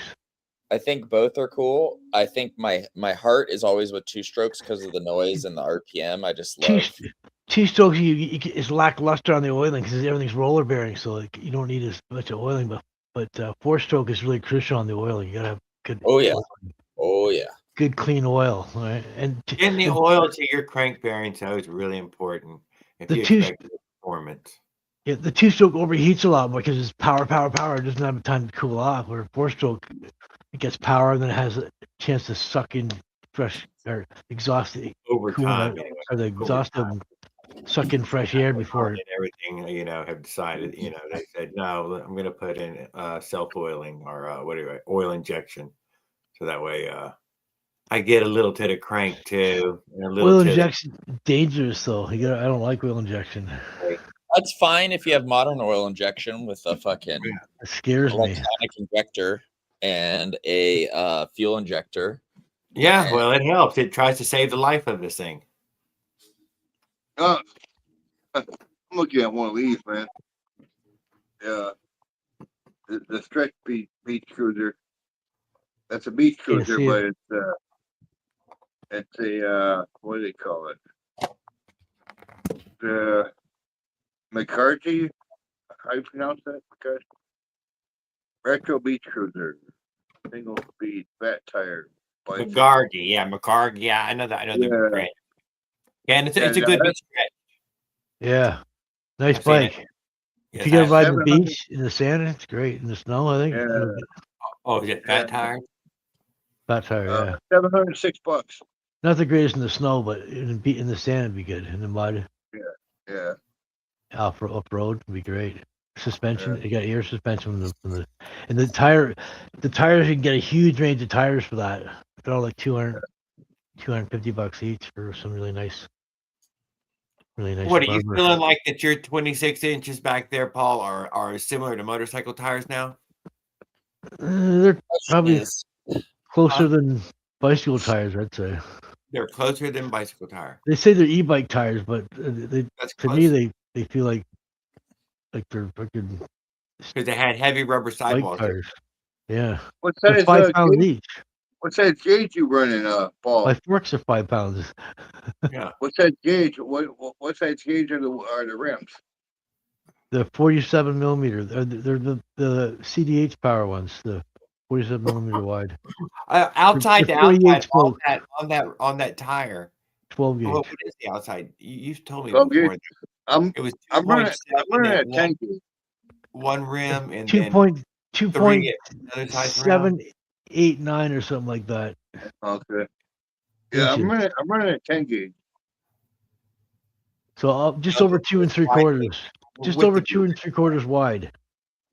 I run And at they're 10 gauge on the back and a regular rim on the front. So, and they're 27.5 inches tall. mine are 26. Because they're not 3 inches wide, they're 26 by 3, but because I'm on a 2-inch rim, Yeah. it pinches the tire together. It makes it taller. I had them on 1.25 wide rims, and they're 28 inches tall. Okay. They're even taller. I had a picture of them here somewhere. They look really good on the skinny rims. They look even more like a motorcycle tire because it wraps around a lot more, right, on the skinny rims. I was gonna say I don't know how how safe my they back be. tire my back tire is more closer to a motorcycle tire than than yours is. Oh yeah, mine are straight bicycle tires. My 24s will be closer to a motorcycle tire because I finally am getting a fatter rim with my Gemini rims, Yeah. So at least will have like a wider profile and be better for acceleration. I'm really hoping to close up that gap. I got the 10 gauge tires because I want something heavy, or the rims, 10 gauge rims, because I want something heavy duty. It's something I got a heavy duty bike. I got 4-stroke now on it. I want everything heavy duty on it. So when I go on my long distance cruises, I'm good. I'm good to go. Yeah, I agree. I mean, 4-strokes have the torque to pull it. So yeah. Yeah. The 100cc 4-stroke that I'm using, the load capacity is 440 pounds. That's including the rider weight. Rider plus bike, yeah. Yeah. Yeah, you're way under that. I don't know if you'd be competitive if you brought the 100cc. I don't think you'd be if you brought the 100cc, you'd be competitive with the stock, just a regular stock class. Well, that's all. Yeah, because I've rode all these bikes in that way. That no, it would be with the stock China girls. That's who it would be. It would be competitive with them. Yeah. But the 212 that 100 more cc's, man, that show makes a difference. I mean, I'm just running stock. I ain't gonna try to mix it up like I did with a 2-stroke. Damn near kill myself. I understand, yeah. Yeah. I'm just gonna leave it stock, and I change out the exhaust, maybe a sprocket here and there. I can't even mess with the carburetor. The carburetor is good. I'm gonna leave it like it is. It's got governor on it. I'm happy with that. You know. I mean, Sorry, I was just reading into the comments. yeah.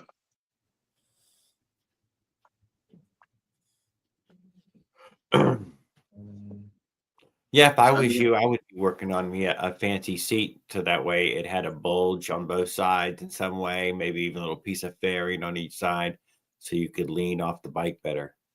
Oh yeah, I Yeah. want to build like two foam, get like Mm, foam noodles, yeah. like tape I- them to the outside of the frame so you can get some purchase with your knee. Yeah. 'Cause, like obviously, if I can get that frame wider, it's easier to lock your knee onto it. And,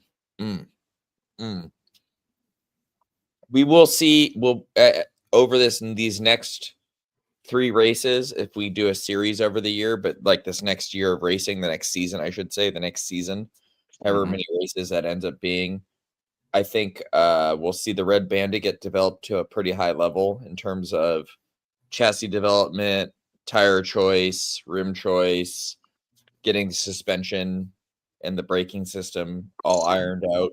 I think by Excuse me. the end of it, we'll have a good recipe for a race bike that is not an unlimited budget build, but obviously is able to punch above its weight in terms of if you can ride it well. It has just enough to get it done. Yeah. Well, You don't have to I'm gonna spend. keep up with it more. I'm sorry. I said I'm going to try to keep up with it more. That's for sure.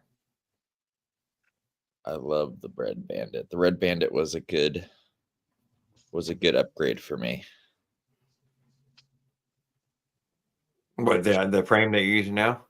Yeah, I call the bike the Red Bandit because No, good frame. I liked it. The frame, very Yeah. simple. Not very lots of room for your intake and everybody to live inside the frame. Something I particularly like. Mm. I don't know. You didn't have any chain problems, did you? Were you chain free? Chain everything all chained up. Everything both chains stayed all chain tensionered, whatever non-tensionered up the whole time. I was good the whole time. Whole time. That's a See good how far thing. down the sidewall tread goes? Mm-hmm. You even know what chain you're using? That's a skinny Rams. I'm using a 41. What's I'm using- stock 420? 415. 41. So probably 41 stock. Probably. It looks pretty good on the skinny Rams, eh? Wouldn't you say? Uh-huh. There's even more sidewall. The chain I Curved came out with even the more. 4-stroke is real thick. I think it's 41. No, chain that comes with it maybe with the 4-stroke kit.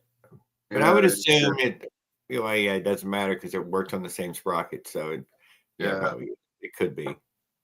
If it is 41, it's not a bad thing. I think it's thicker per link. Yeah, it's thicker per link. It's each little piece is just it's a thicker gauge. Yep. And the 420 is still the fucking run the same thing, but everything's thicker and bigger. Yep. It might be a 420 that I don't know. I'll have to take a look at it because I compared it to the 2-stroke chain. The 2-stroke chain was a lot smaller than what this is. So, so it's like it had to be something bigger. So all I know is it's hard to work with too. Even with a chain breaker, it's hard as hell to work with. Oh, probably is 420. And you're in your at Probably is. maximum smaller chain breakers. Yeah. Yeah, that's not great. All right, guys. I didn't mean to cut this short, but I have to get up at 4:30 in the morning. So Yeah. For surgery, right? He's got to do surgery. no, I have surfing with girls. I'm surfing with the girls, guys. Thank you, Adam, for hanging out with us. We'll see you guys. Oh, I thought maybe stay on for 4. That way you can get a half-hour sleep and you're good. Watch out for the snow. Oh, he's trying to get some surfing in before the girls get there. Ah, okay. I just got to get up so I can feed my dogs and load my truck and That way I can leave and be there by 5:30. So 4:30, it takes me Okay, about. that's when the good waves are early in the morning. Early. Well, everyone else has normal jobs where they have to be at work by 9, so we go early. So you don't ask your phone when to go surfing. I don't. I just show up. Just show up, huh? For real? You don't just show up. Yeah, just show up. Oh, because you're gonna ride even the tiny ones on the edge there. What kind of job you got? I'll ride the waves no matter what they are, big or small. I'll get out there. Big or small, I'm gonna get out here and just play around in this little surf zone wherever it's at. Yeah. What kind of job you got where you can surf, man? I have a bunch of surf. Yeah, you know, like it's right there on the Pacific Coast. I mean, California. yeah. it surfs. I I will admit the Gulf of Mexico is not big for surfing. Not that it doesn't have some surfing, and it's Okay. it's intermittent. It's very intermittent. Well, you don't want to be in the Gulf of Mexico right now because Yeah. they're down there bombing the drug runs. So, And That's I a will simple admit, wall.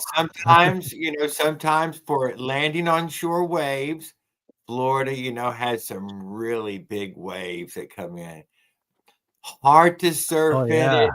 Hard Yeah. to get out into the water with the wind blowing you ashore so strongly during a hurricane.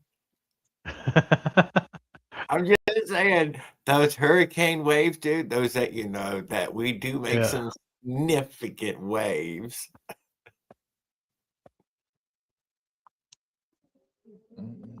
Although if it's in the Pacific, what do you call it? A typhoon, right?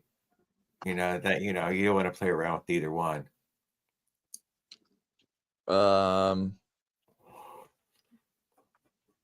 we still call them hurricanes up here, but we just don't No, fucking. We're talking about on the other side of the world. China. Oh, yeah. They call them. No, you don't have hurricanes that hit. I thought it would be a typhoon that would hit you. No, we call it hurricanes. They just never have storms when we have them.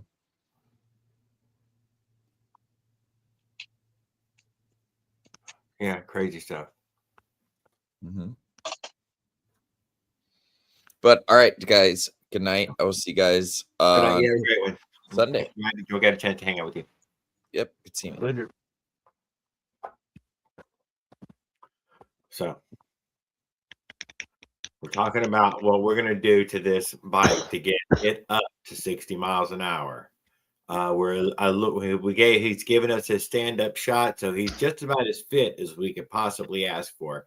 I wouldn't ask him to lose a pound of weight, man. He probably could afford to eat a few pounds and I'm 200. So this is a great 20. average weight, man. 200. That is right on the money in the middle of the road.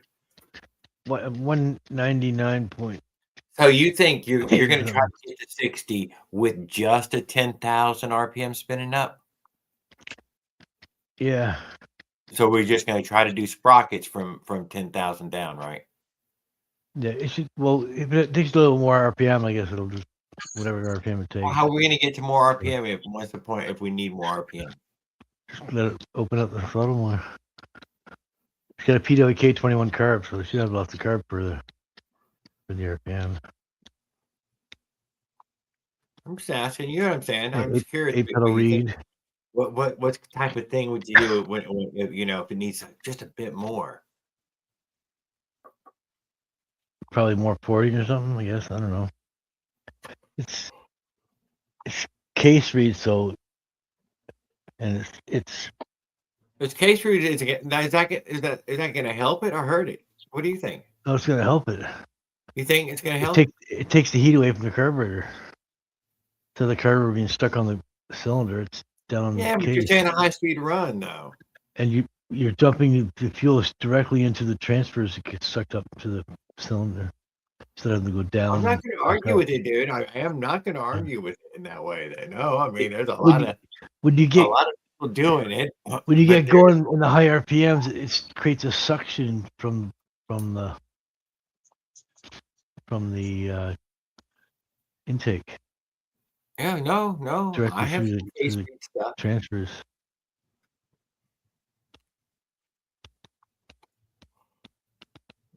So it can help us draw in more fuel and air, right?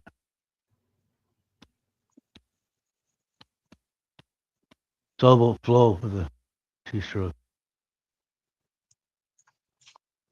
Oh no, what I'm asking, Okay. Op, here's what we're asking about, Op. He's trying to get this bike to do 60 with a 200-pound rider, you know. Okay, what 80 size? What 80-pound size? bike.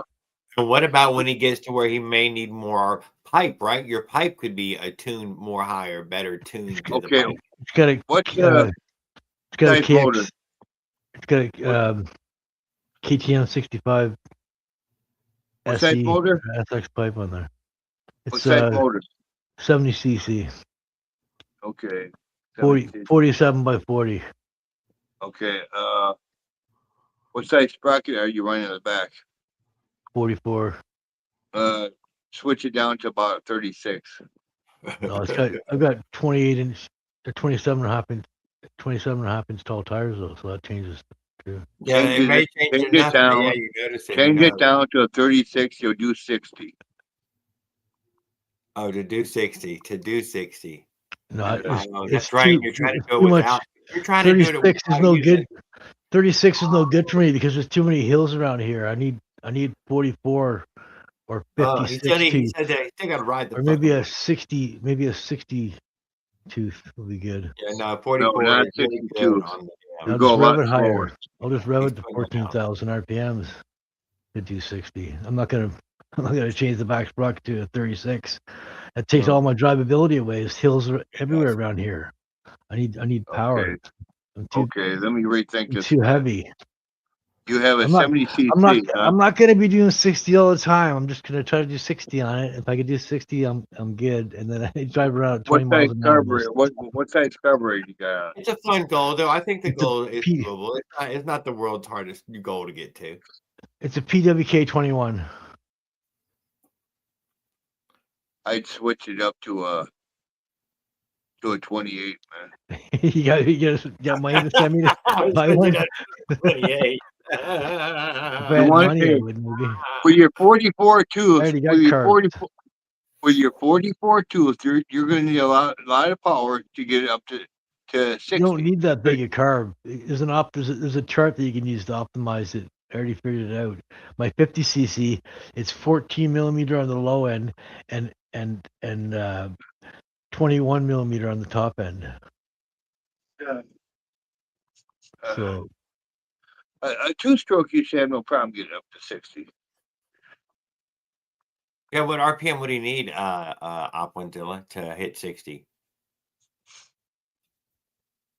27.5s. Yeah, with the 27 and a half inches tall.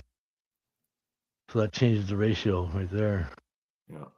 So it's like I got a 40. It's like I got a 1040 basically. I think. I think it's gonna be like 12K or something like that. I mean, on my four-stroke, all I do they're is change out heavy. the exhaust, and I start going faster. So The tires are heavy too. They're 5 pounds each. My forks are 5 pounds. That's 2,400 grams. No, it's gonna reduce the number. Still, it's gonna be the number's gonna be high, like 12K or something.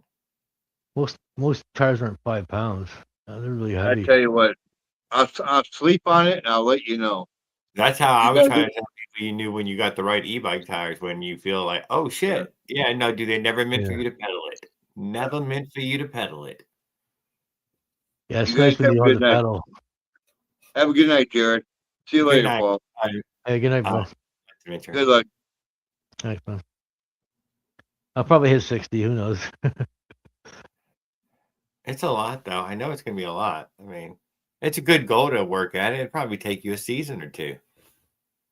Probably work on a timing plate or something if I want to rev it higher and make it do it. Retard the timing a bit, right? Make the exhaust more tuned. Apparently, that's a I already changed the exhaust, so I don't know what kind of effect it's going to have, but it's got a pretty big. It's got a pretty big exhaust on there now. It's huge, fucking. It's like 30 millimeter all the way down from the header, all the way down, and it gets bigger and bigger as you go. You know what I mean? Massive pipe for a KTM 65. Yeah, what if it's too big to even get any power from it? You think? What about that? I can adjust. I cut it. I can adjust it and shorten it or lengthen it, whatever I need to do. I think you shorten the header and you gain RPMs. It changes the power band, right? The power band kicks in. Oh, how long does the header extend?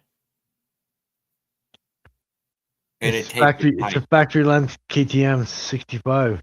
Thank you, man. So where's the head? You're like, well, so we should have the power band that has pretty close to it. Oh, like one header thing. Probably like 10. It's probably got a good power band around 10K or 8K or 9K or whatever. Oh, you think so, huh?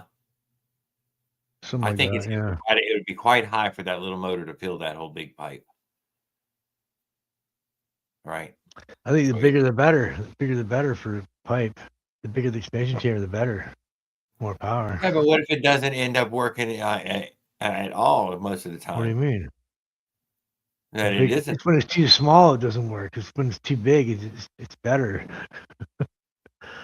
It's just got to be tuned for your engine. It's got to be tuned for your ports and your engine size, right?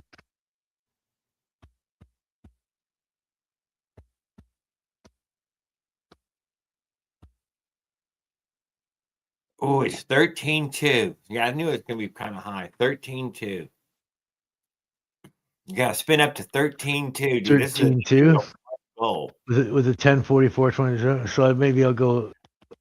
And that lowered it. That technically lowered the number from a 26. I could probably go 1040 at the lowest. Yeah, 40. I would say a 40. This would be. I could probably get away with a 40. I had to pedal a little bit more. When? I seen Ops good running 47. He wasn't pedaling no time, even with a 36 on there. But it seemed like it was running real super strong.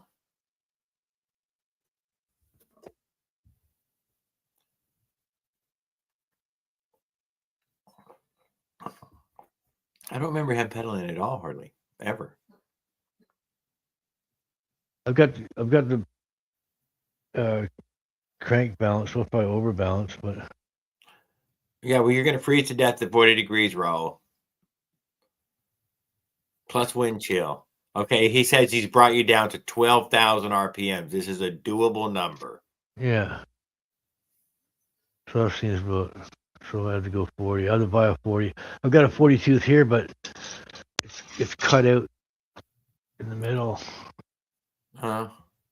So, and everything I have now is all. For a little while and see what you're liking, Everything I have now is all dismount. So I got a 36 here, but the 40, unless I bolt the two together,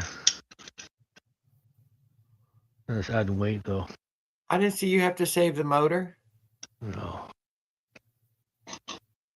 You were never. I didn't see you pedaling. I don't even remember seeing you pedal.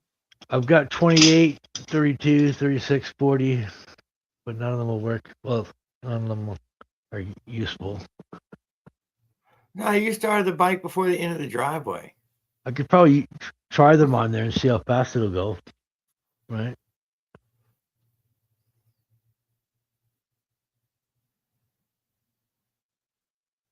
One start off. Yeah, first gear. I pedal first gear. I'm forced to. I always pedal to start. I don't. What am I gonna do? I have to. I have to push that pedal and get it rolling. I'm gonna have to change the spring on this one too because it's not gripping. It's not working properly. I gotta. It's old and tired. I gotta buy a small spring. It's in my cart. I just gotta pull the trigger. Now, he's like, Jared. This is $62. I just gotta. Yes, but are we making everything heavier and heavier and heavier? That's not gonna make a huge difference. It's not that much difference in thickness. The No, 2000. this whole build altogether with a goal of 60. I'm thinking a goal of 50 is more practical now. Well, that's this 50, this 50. We'll see what Okay, I happens. don't know. I'm just saying. I was trying to come up with ways I it don't could know go. either because it's first time. It's first time I've done a K3 motor. I don't know how much difference it's gonna make but everybody says it's gonna give it more Damn power. it. But you got to use one though already. I thought. No, I thought this you had one I it made made this one homemade. and it broke. This one's homemade. Yeah, I know. That's what I'm saying. I thought Yeah. you were using one and for a little while, and then it broke, and now you redone it No. again, No, but better. I bought a new case and made it into Yeah. case reed. Cut a hole in it and put studded 6mm studs. I bought little 6mm studs with a shoulder in the middle with no threads, so I could bottom it out on the case with red Loctite, and I cut away the inside flush. Because it's only 4mm case, not a lot of threads there, right? To hold it together. And then I used cap lock nuts upside down to fits right into the G2 case. Fits in there nicely on the bottom. So it's got, and I use blue Loctite and nylock nuts. So there's nothing coming apart there. Yeah, I'm saying 50 does sound very strong with the 47. This does sound strong. And he stole away though some of his higher RPM by going with the 40 instead of the 38. Right? There's a 38mm crank. It might do 14,000 RPM. I'm just gonna try it with the 44 first. Yeah, you'll fiddle around with it. That's what I'm saying. Yeah. Great hobby though. It's a lot more fun with more power, like with the 44. I don't have to go really fast. I just want to be able to get going really fast, quicker, right? The 36 takes all the fun out of the power band and all the fun out of the ride. I don't know, man. Two strokes are meant to rev. Revved up that hard. Especially with the 50cc, you want to rev that thing. You want to scream it. Fuck that, dude. I know exactly what you're saying. That's all I do is scream it. Run it that hard. Although I'll turn my boat motor and just twist the handle all the way.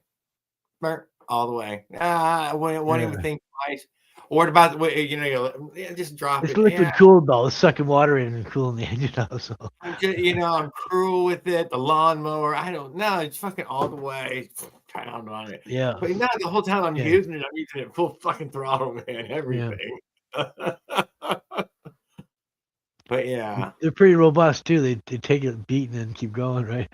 All of this stuff in my man, feather it. I gotta no, I can't give it. I can't just hammer on it. It won't make it, man.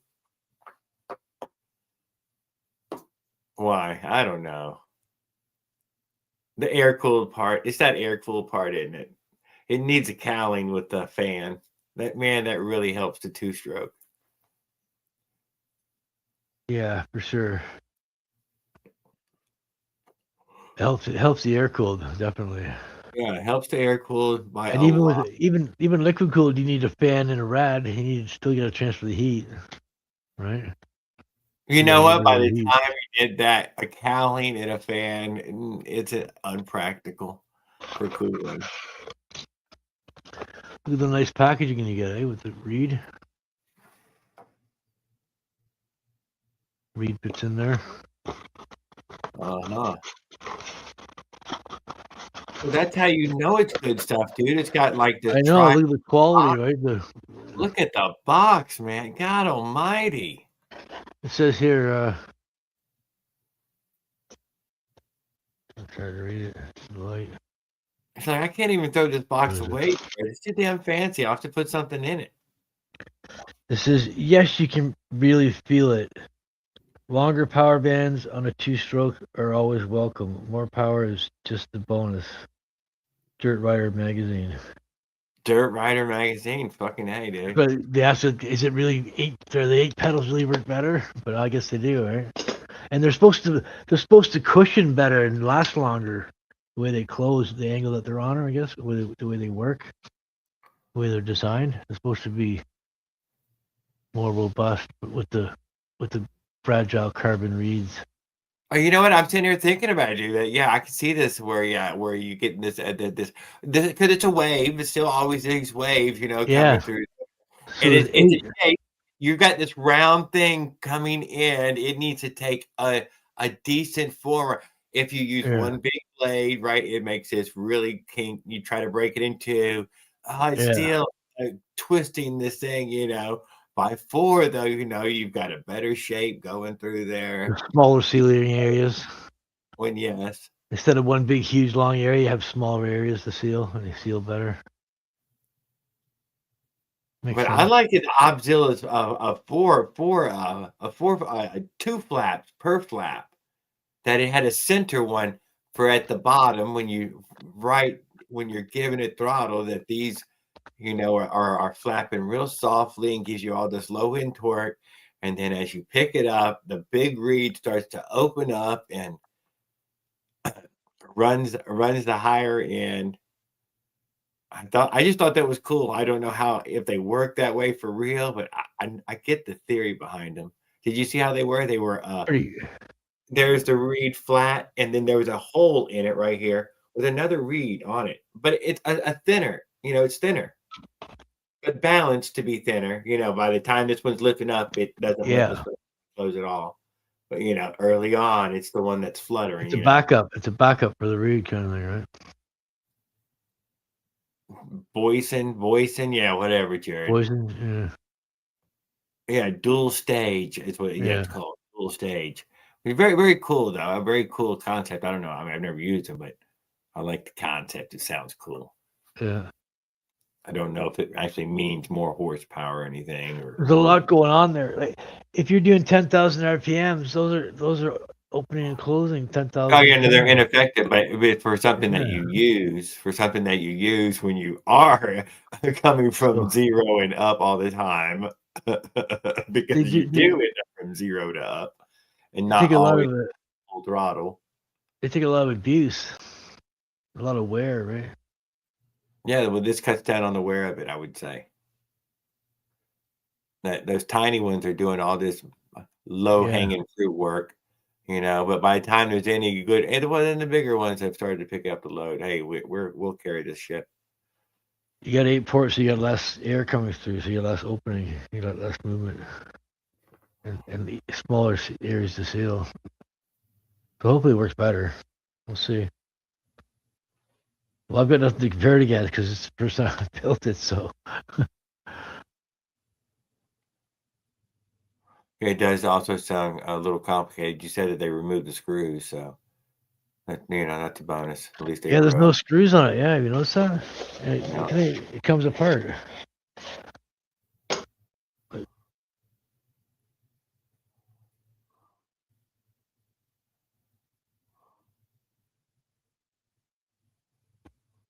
And it comes. This part here comes out. The whole thing comes out. Like a stuffer. And here's the G2 reed.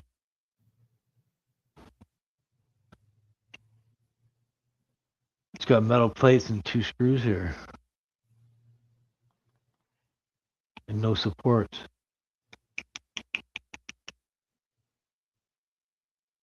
So those screws can fall out and go in the intake. And go into here. See there?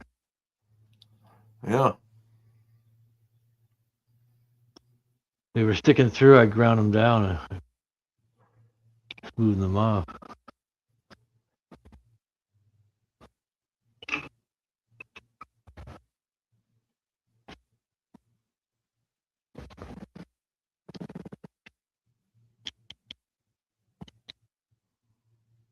It's gonna look good with a little B-force sticking out the side.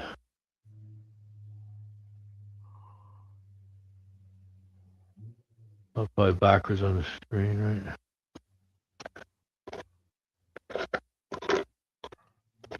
$13 from AliExpress.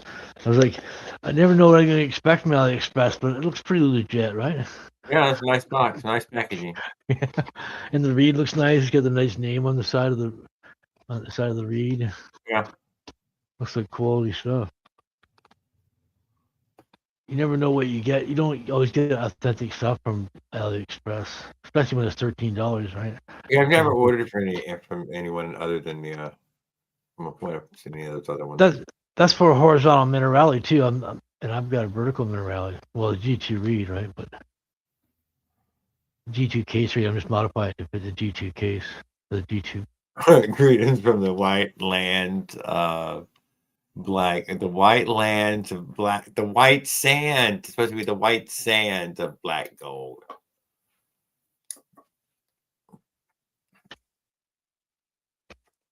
Good evening, Mr. Pedals himself. Official.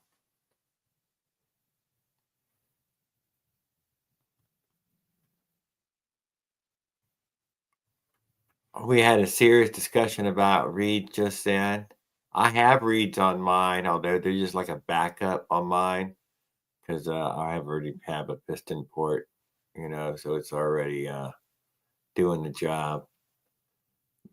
But it comes with a fantastic intake on it, though. Don't forget it. It's got this fantastic intake, and that does a really good job. Worth it. Worth every bit of it.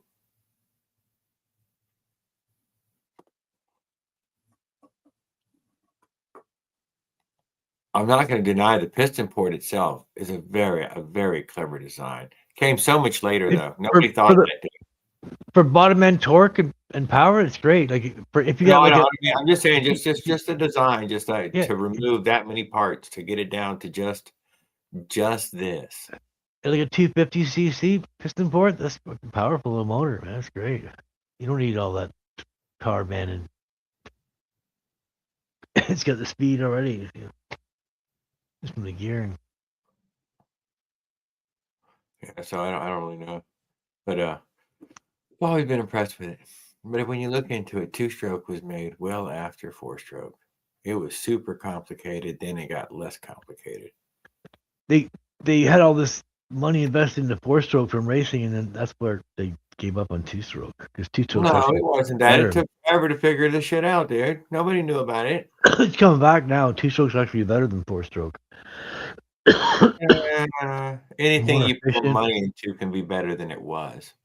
They've got two-strokes now with valves. I did see this. That's pretty cool. Because intake and exhaust at the same time. It's like, wow. I've never rode something like that.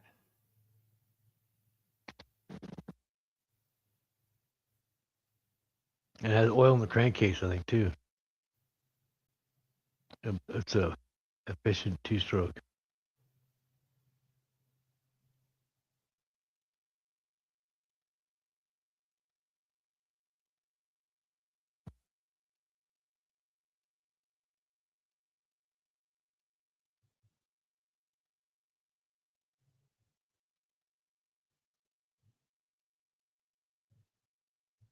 You'd want to fix your own car a little more. If it was the same design as we're using, but it isn't even close. Yeah, cars are so well built nowadays; it's ridiculous. Yeah, but nobody decided to build it on a two-stroke platform. Nobody. They were like, no. You pretty well get in your vehicle; it'll take you anywhere. And it wasn't about smoking too much or anything. Before that, they just weren't building it on two-stroke platform. There were some two-stroke shots at it, I believe. Did you oil change in your truck after your trip? Yeah. I need to, but I have not. That's probably due for it, right? It's due for it. You're right. 6,000 miles later. Yeah. Yeah, it is not honey gold anymore. That's for sure.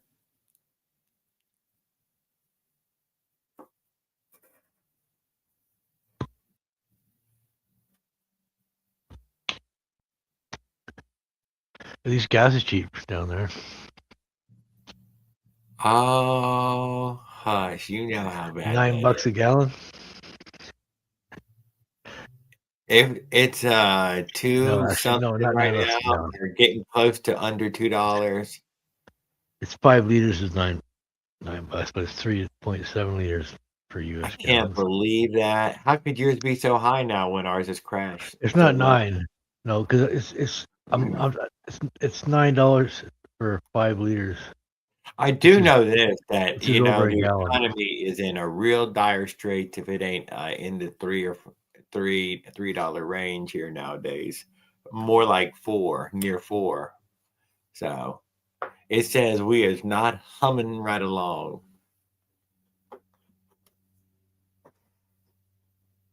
Although I will admit this, though, and your country is just as bad as anyone else. They're going to sell every last drop of it till there ain't none to sell. They'll Yeah. never tell you they're running low. Never going to tell you. Yeah. That's just how that's going to work. Why? You wouldn't want to create the panic of it. I could keep selling it for another 40 years. 50 years of oil left. What? This is the last of it. Who fucking knows? My lifespan still No. doesn't stretch that far. It's gonna go longer than that. I believe so, by a lot. Not by a Yeah. little bit, but yeah. Yeah. Everybody But else will be out of oil, and the U.S. will still have reserves. yeah. The U.S. is smart; doesn't use all its oil. Well, for the longest time, everybody else was just willing to sell their oil, for dollars. Apparently, that was a really good thing to do, and it really helped out everybody because we got the Yeah. oil, got to grow, and they got dollars. Yeah. Although, what do you need the dollars for? Dude, if you were smart, you would need all those dollars for the oil.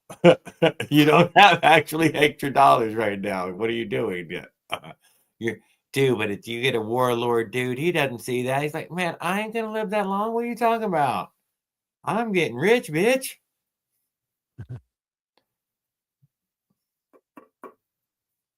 So.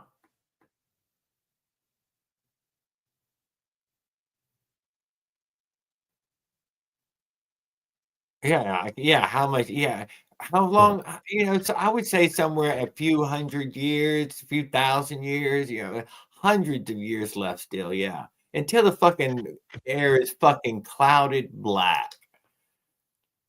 If you're gonna do 60 miles an hour on a bicycle too, you should have a 12 millimeter dirt bike axle with 12 Oh, millimeter bearings you should. in the back. You should. It's way more robust. It's just a nut and bolt. It bolts together. I Right? know it. You should. Yeah. A through axle, combination here. An ideal situation. But if you're going to go 25 and 35, I don't think you need that. I think just your bicycle's fine. Don't Yeah. get Just a in- regular bicycle is more than enough for sure. Up to 3 miles an hour. Neither, yeah. This is not high pedaling speeds. You're expected to be able to go down a hill this fast. When you start going fast, everything's got to be right. You can't have any mistakes. I say that somewhere Yeah. over 35 miles an hour. I ain't gonna deny 30 Oh, to you- 35. That's what you expected to bomb a hill, dude. Yeah, you expect to hit 30, 35, folks, sure. You don't want anything messing up on you, the speed on a bicycle. I always go in a straight line too. I'm doing high speed runs. Straight road, straight lines. Yeah, you're trying to get a straight line, right? I mean, let's be honest. Yeah. And on a 50 mile an hour road. And what are you using the phone 50 to mile record it? an hour Type of road. thing? Yeah. A phone a phone on a chest cam, and then Whatever, even any speed app is fine. I got a second cell phone here. Where is it? It's somewhere. Twin inline two-stroke Phone here. Linetti outboard motor on the chopper. Talk about power and band. Oh my God, it'd be like getting the Beatles back together again, dude. Kaboom! This is my handlebar speedometer. Clips on. This little elastic thing. Clip the corners on. Good enough. So I use my old phone for my speedometer, and then my new phone for recording. It depends on if the I got a output camera is mount here. a splined shaft or a splined. Oh my goodness! This how you going to get getting power from that boat motor though is going to be, some of them receive a shaft from the foot, and some of them have a shaft and they couple because it receives the shaft. But yeah, some of them have the hole in them. And then you got to get a way to get power out of this. And how are you going to hold this together? It bolted down around it before. That's my camera on my Galaxy S23. Yeah, 3 of them. Yeah. I'm not sure what each one does, but if you go play around with your camera settings, It's put your fingers on, you can 200 megapixel, 50 megapixel, and 12 megapixel. And I got it on 12 megapixel because if I try to send anybody a picture of 50 megapixel, it freaks out and just puts doesn't show the picture. It just shows a link to click on.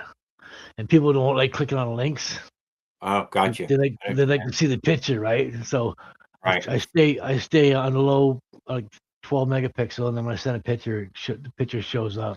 They don't got to click on anything. You run out of megapixel band shit. Oh, that is cute. I know exactly what you mean.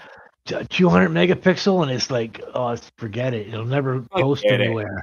It's just a link. You gotta click on it.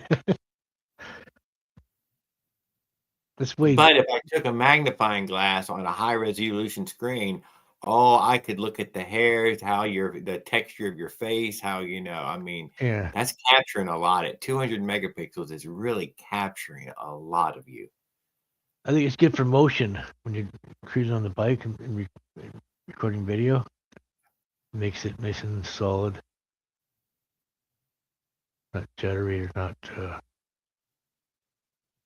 I'm at CVT, dude. I'm just thinking about the output shaft. I would need to see what the output shaft, once you finally pull the little boat motor apart, see what it had for an output shaft. How was it, a shaft or a receiver?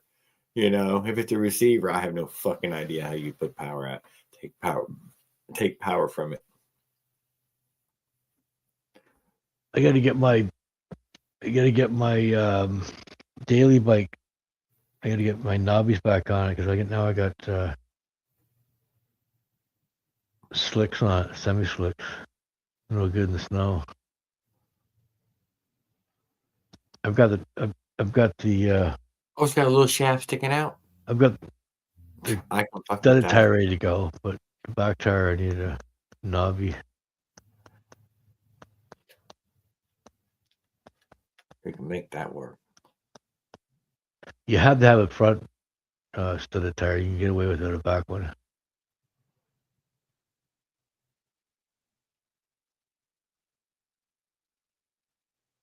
Yeah, just you can fishtailing not nearly as bad as washing out. Once it's cold enough, the snow is pretty dry and easier to ride through. You just gotta take what took me out was running over where cars had been running over. Oh yeah, that'll take you out for sure. There was no snow left to give me track. A car packs into ice, and then when you hit it with your tires, and you're all over the place. So that's the worst. But it's ugly ice. It's a really ugly ice that you would think is like this slushy. No, that's frozen. I was gonna grab my phone today. I looked out and I seen the salt truck going by and just dumping salt all over the road. And then 20 minutes later, it's just all wet. There's no snow left. There was like an inch and a half of snow on the road or whatever. Big snowstorm here. Huge snowstorm. Like a whiteout outside.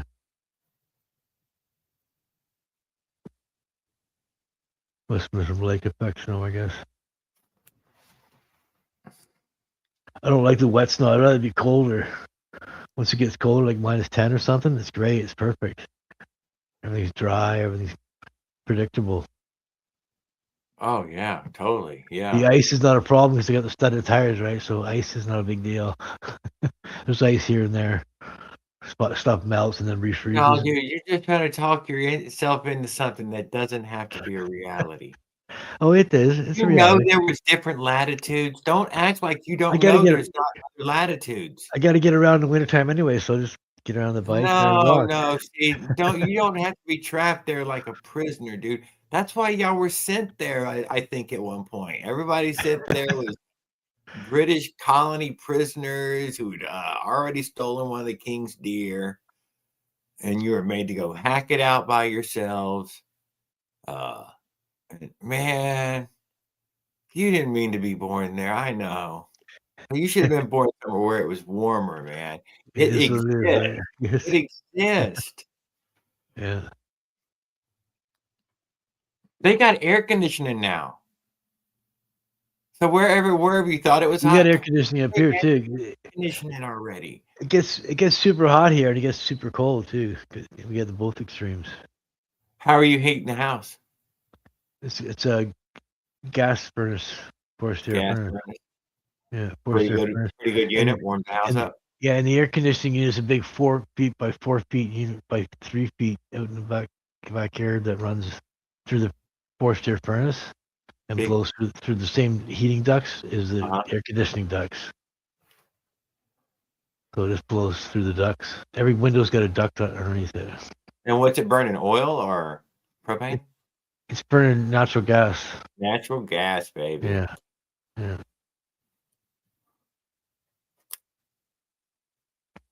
And natural gas burns. I guess there's metal tubes that the natural gas burns through, and that goes out the exhaust, and then a span blows by the metal tubes. Yeah. And then you can't have any holes in those metal tubes. Those are stainless steel tubes, but the flame does in stainless steel, so eventually you get holes like a barbecue. Can't take the heat, can't take the flame. Then it leaks into the house, but normally it doesn't, and then it blows hot air into the house. And then with the air conditioning on the line further up, it's got a big condenser and a big drip pan underneath it because it gets frozen up, like what air conditioning does. Yeah. Freezes up, right? It's just like it goes wrong or whatever. Oh, it does? You say that, but I know, no, Paul, I don't know I'm sure you've that. experienced it. That's not normal. No. No, it's not normal, but it happens. I don't know how, Especially with window air conditioning.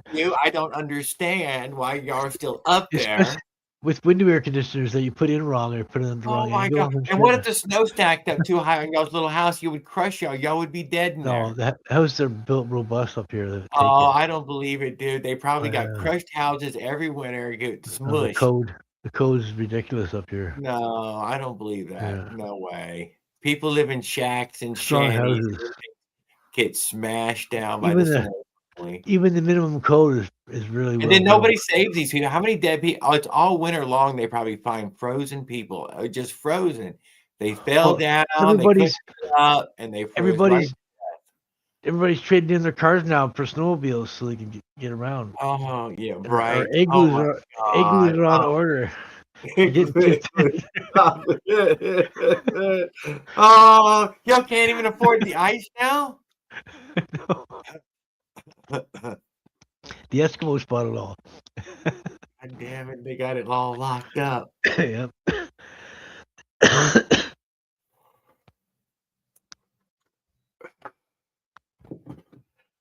Yeah, that's cute.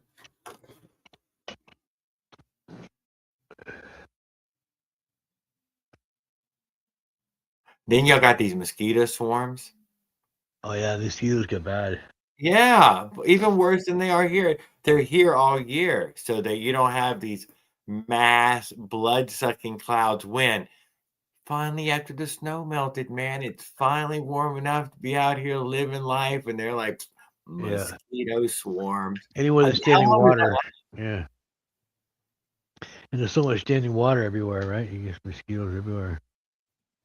It is. It's not bad where you're at. I think it has 2 million freshwater lakes. I think it's got like the most. Maybe Siberia somebody has more, but I think y'all have the most. Yeah, I think most of the world. Huh?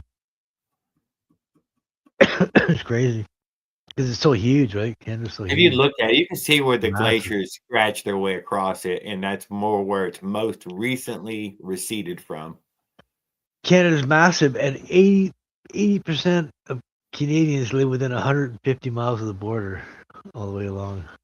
And the You other know 20% what? When they the other say 20% the live. damn ice is Oh. melting, Canada doesn't look to shrink in that moment there. No. More land would be exposed than Everybody a makes sure that shoreline would be lost. they make sure their winter tires are on, and then they're Yeah, they would grow, in fact. winter tires make a huge difference in the snow. And four-wheel drive, awesome. Yeah, I didn't Cool get a stuff to chance to do. use the all-wheel drive do very much, but Yeah, work. it's a lot better for you have control when you're slowing down. You can use your engine, keep your wheels turning, keep steering, right? Especially on ice. Everybody else is locking up and spinning. Oh, I understand. Yeah. If you're going downhill, like on a road in traffic, and there's ice in the road, and you hit a bridge. Yeah, what are you, dude? Like, we're back to where. So sometimes every 20 years, maybe 30, sometimes 50, You guys a don't get ice down there. a hurricane might come through Yeah. where you live. Remember, it's got to hit where you live, not Florida. If it hits Yeah, we've Florida, got a couple, not very many. Not very but many. this slide down the ice hill, dude, with your own car and crash and burn. And you can see these videos where y'all stack up y'all's cars down there. 800 cars went over this hill, and nobody was hurt, but everybody has dents, and it's terrible. Just terrible. Come on, South, man. Just you ain't got to worry. Just you head down here, dude. And you'd be like, oh, Jared, I forgot all about what it's like to not have, slide in the snow, get caught in a blizzard. And then what about all the stuff you lose? Check this out. So, when it snowed, it's all gone, dude. Y'all lost everything. That's it. Everything that was out in the yard, who knows where you laid it down. You're never going to fucking find it. You'd have to go dig the whole frozen yard up to find something. Next spring. You ain't getting that shit again until unless the snowblower hits it on the path. That's all I'm saying. So you prep everything for yard. You got to prep everything for winter. You can't have everything laying around outside. You got to be ready for the snow. You gotta be ready for it. You can't have everything laying around outside in the snow. Because you won't be able to find it. What has this gifted me? One membership.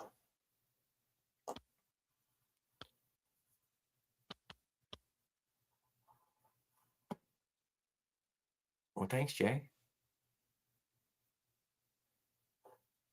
It's probably more for Paul's sake, because he's been sick for the past 2 weeks. Week, yeah, week, I guess. It's over a week. And I'm sure it was that same corona or whatever they call it. I wasn't really sick. I just didn't feel good for a couple of days, and then I got sick for a couple of days, and then I'm feeling better. You did see. I think I'd seen that you gave Leonard a comment on his little thing there on that one that you could comment on. Yeah.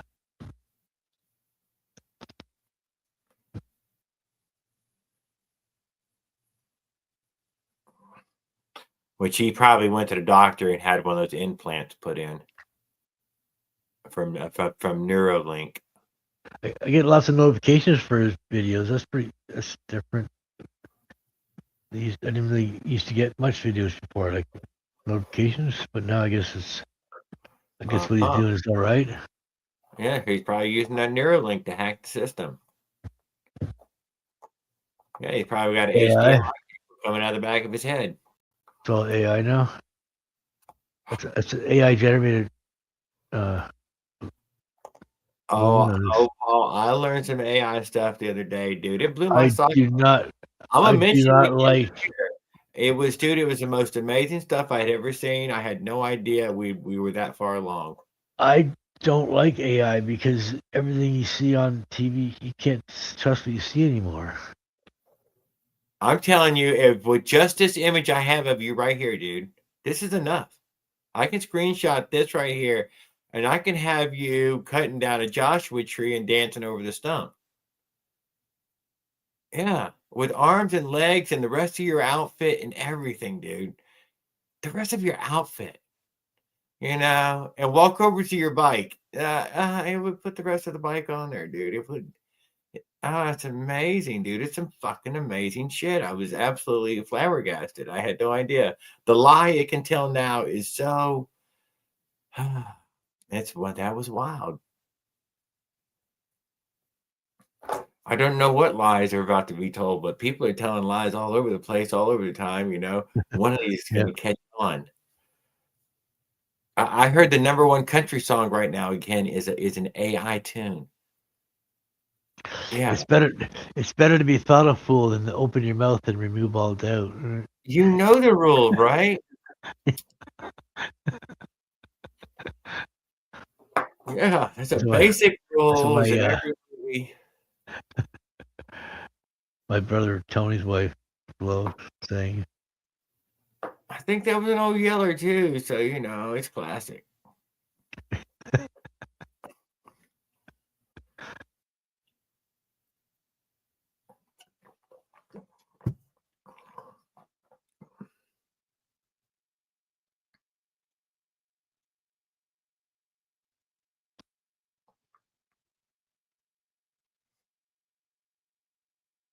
Oh, it's coming, Raul. It's that we're closer to that than getting to Mars. How about this? Yeah. How Oh about yeah. this? Chance That's of already you having reality. one of those at your house is much higher than you even knowing that somebody was landing on Mars.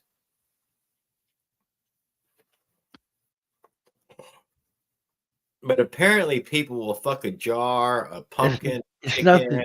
goat. So It's, whatever your fembot is, it could be it's anything. nothing new. It's nothing new. It's just that it's more reality now, Yeah, it's right? more. It's been happening for years. Sex bots and shit like that. Yeah. Blow up dolls, all kinds of. Yeah, dude, it's just the Right? craziest since the beginning. So yeah, Yeah, it's been going on for years. yeah, yeah. It's almost real now. That's the difference. The backstory to Robinson Crusoe, and when you hear some of that story, you're like, "Oh my, yeah, dude, that totally just discount that story. Never tell your kid about it." That's got a hell of a goat story in the background. He says money doesn't buy happiness. For a guy, it might.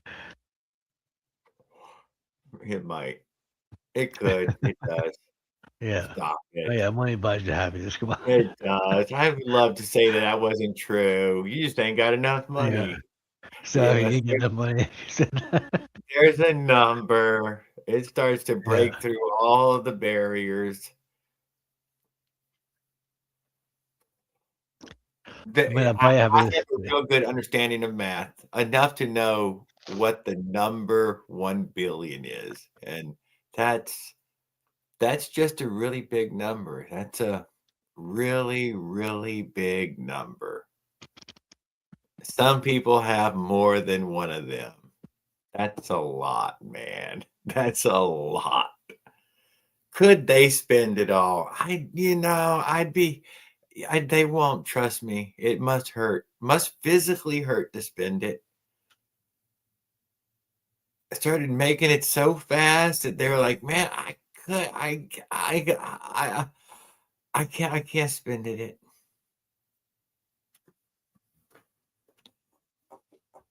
What if I ended up less than $1 billion? Oh, I could never live with myself.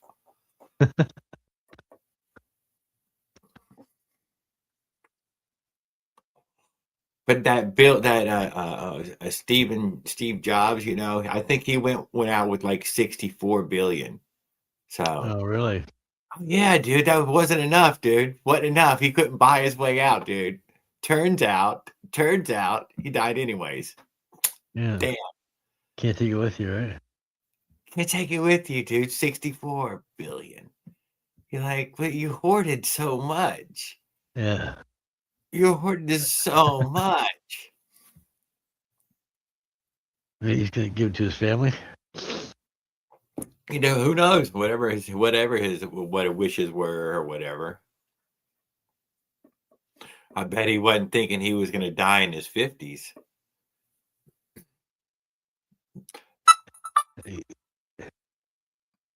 What did he die of? You know? I don't know. It's some weirdo cancer. Probably got it from fucking one of them robot dolls. Yeah, no doubt. A robot doll that made popcorn or some shit. Dual use and fucking microwaved himself somewhere. I don't know. Yeah.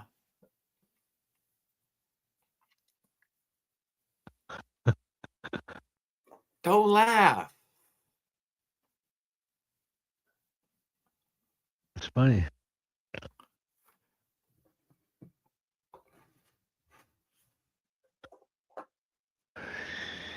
Yeah, so I guess we worked out we're not going to be billionaires because we're not smart enough to get $1 billion. Even with AI's help, I tried the other day, dude, asking AI, "Hey, man, help me get $1 billion." You know, it's not that helpful. It doesn't really, you know. You would be like, "Well, man, that's how I know you ain't AI because my real AI friend would definitely get me making money. How can I turn this $5 into $100 by this afternoon?"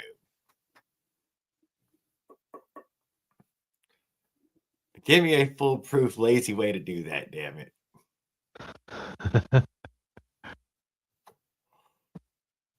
That motherfucker hadn't made me a damn thing.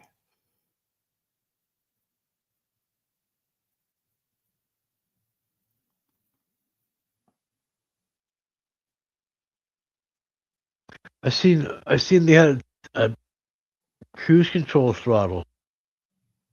You seen that? I have on one Where- on one of my bikes that has it, Where but you can- it's a little you can wing push nut I think on the it's other side. something like that. Yeah, where it locks your throttle and whatever. Yeah, I well, think because the whole thing isn't grooved like that plastic one. It is one of the metal one that you'd find at your regular lawnmower shop style, the metal one. But yeah, it also has that wing nut underneath it, so that way you can well, they make it tighten it down. You can. yeah, It if you get sucks having to hold fatigued. the throttle for any Oh longer than yeah, 30, 40 minutes. yeah, for sure. Your hand go numb. Your wrist will go numb. Yeah, you just want to let go for a moment, you know, and Yeah. just let your arm fucking. Yeah. Bend at a different angle, move it around a bit, right? You know what I mean? Yeah. Exactly. I've been using mine. I just used a piece of inner tube rubber band, and cut me a little 1.5 inch wide one. Slipped it over the hand grip there. Put it onto the hand grip and the housing at the same time, and that was enough to lock it in. It was simple, doesn't hurt nothing, easily repeatable.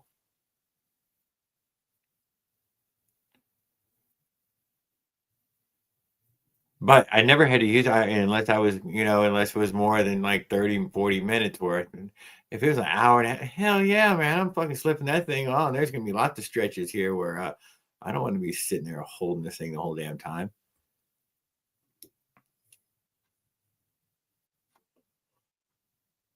So friction drive is pretty cool too because it's not much to it, right? Simple.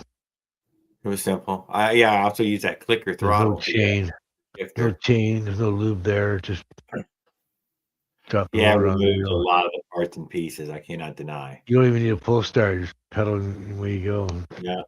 Starts and you're gone.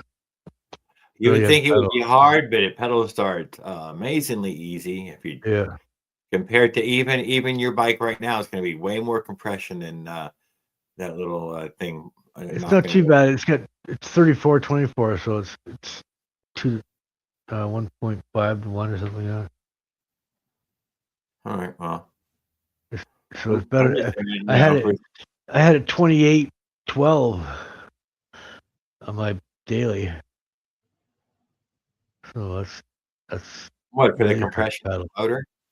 No, 28 tooth in the front. Oh, 12, I know what you're saying. I know what you're saying 12 for tooth the. in the back. Yeah. So the back's like it's in the lowest gear. It's tiny little I know strap in exactly the what back, you're saying. Yes. and I'm on the smallest one in the front, so it's like fifth gear on a 15 speed. If it was a 5x3. And next You know what I bike mean? packing adventure 2028. Next adventure April 2026. So being right down the bottom makes it hard to pedal, right? Because it's a little gear. Where this one is a 24, it's bigger. It's way up there near the top, right? I think 20. My other bikes are 28, 24, then it goes down to like 12. But 12 on a single speed freewheel is pretty uncommon. It's kind of a custom made piece. The threads, it's a little wider than normal. It's smaller than the thread area, so it needs to be a little thread area here, and then sprockets on the beside it. Oh, I'd Right. be inviting Jay. I'll be a little older and we'll see how things go. But yeah, 2028. Welcome back, Raul. Welcome back, Roll. I'll go pee real quick. Thank you, Paul. LED circuit board, LED driver, charging circuit. Now, if you look, Cool. this is what's inside them motorized bicycle CDIs. CDIs, yeah. Got numbers on it too. Little capacitor. It's a charging capacitor. Yeah. And then on the other end, we have what's coil winding, little box. And then if you look on here, there's another charging capacitor, a light, and then there's your resistor. Yeah. MOSFET resistor. Now, hold on, let me try to hold this fan the right way. Anyway, red is positive, and minus is negative. Wires keep popping out on me. Any one of them 9-volt battery holders, it's on. Cool. And then you take the battery off.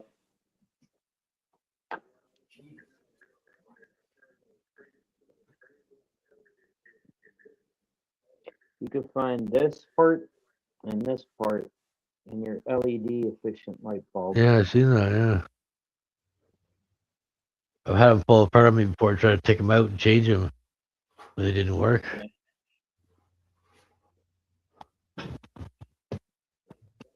This part here I got from China.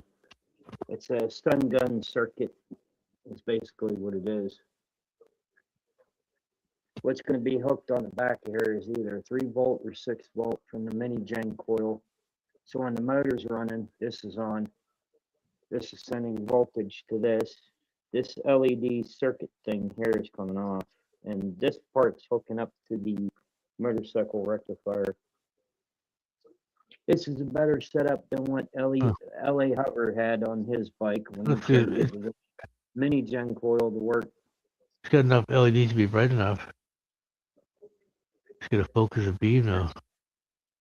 In a little. You can get those little light lenses, bigger ones for cheap. They just come with a little light inside. This it's thing just a light can shell. Anything from 3-volt, 6-volt to 12,000 volts or 2,000 volts is what it says on the capacitor. But since it's going to be a low voltage of 3 or 6 is all I need. Where it's going to get the extra power is from the motorcycle rectifier. It's my 3 LEDs I seen those. with a USB, it's USB, micro USB charge. Push the Won't, button on won't that blind real you. quick. Yeah, I've Good. seen those. They sell those. They sell those at Walmart and Target. It's got bright, and then it's got dimmer, and then it's got flash. Does it have the flash? Okay. This one here looks like a cop when they see it. When you see it from far, looks like a cop. They'd have that on the school buses here. Yeah, strobe lights Yeah, they flashing. do that because people they like to try. People to are pass. blind, right? You get a blast light in their eyes so they can see you. Yeah, well, see, they've been trying to drive past the school buses, and Yeah, they're trying to put a stop to that because kids are trying to get off the bus and people want to drive like a bunch of assholes. yeah. But they say if they catch you on recording and you drive past the school bus, you're on the recording and says your license plate. I seen Oh, that. yeah, that's a major fine. You got a lot of the cameras, Paul? Cameras. We're getting cameras here. A lot of cameras. mean- Speed cam. No, they don't do that here. big brother program where they're trying to keep an eye on you and shit? They have red light cameras. They run red lights, but they don't have speed cameras. Speed cameras are unconstitutional in Canada. 'Cause you can't take. Well, defines can't- what They're gonna unconstitutional means. they're gonna record you, and then they're gonna send you a bill in the mail, send you a fine in the mail, and then you're gonna have to do anything. I don't know. It's just some cash grabs, all it is.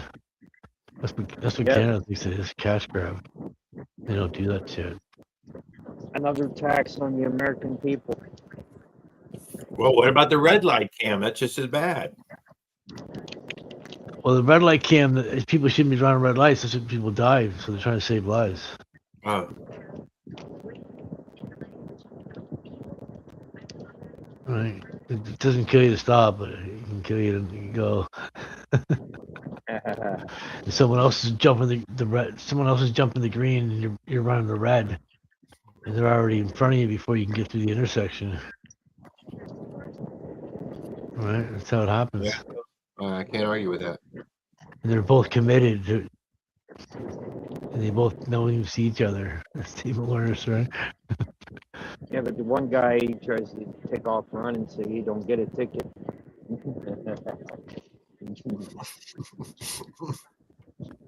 My brother Tony used to live at a It's bad. a Philly. My brother Tony used to live at a bad intersection where the tow truck drivers were all giving him cards so they could call him when the accidents happened, right? For real? So they can get there before the cops are even called, yeah. Because they want and then he'd get cash for it, right? For calling and telling them to come in. Because it was a bad intersection. People would be getting T-boned and rolling over in front of his front yard and in his driveway, and it's crazy. He lived around the corner. So his driveway came in on one street and it went out the other street. And the light was there. What about cameras at the toll roads where even if you paid your fucking toll to drive through the toll road, the cameras could fuck up and send you a bill in the mail saying you didn't pay the toll. It's usually people running red lights for having an accident. They're not paying attention. And they run a red light and then people are driving to the green and person's running the red like a green, right? It's never intentional usually. I'm sure Jared's seen a few people run some red lights. I've done it before, and a person was like, "Hey, what are you doing?" I'm like, "Holy shit!" He could have been a bad situation, but he was smart enough to see what was going on. I didn't realize it. Well, damn it, man. Yeah, I run a lot of red. The light changed red, and he was turning left, and I drove through the red. I mean, I guess with my car, I don't go through as many red lights. I I didn't even realize. It Turn on was only red one or time that ever happened, but I didn't even realize that it was a red light, right? You paid attention more after that.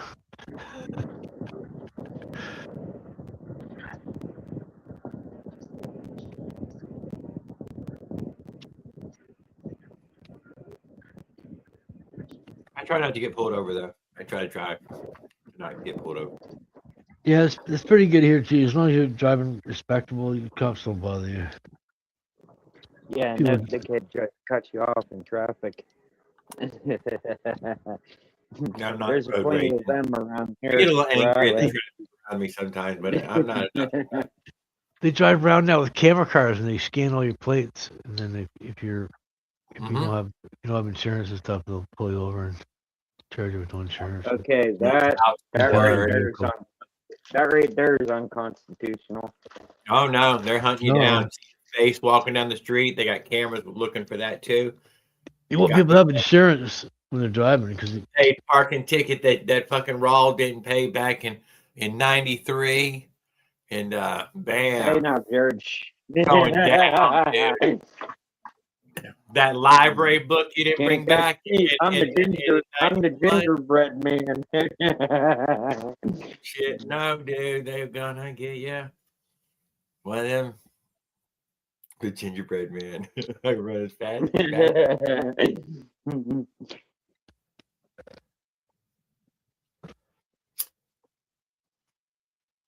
So when you put this lighting system on the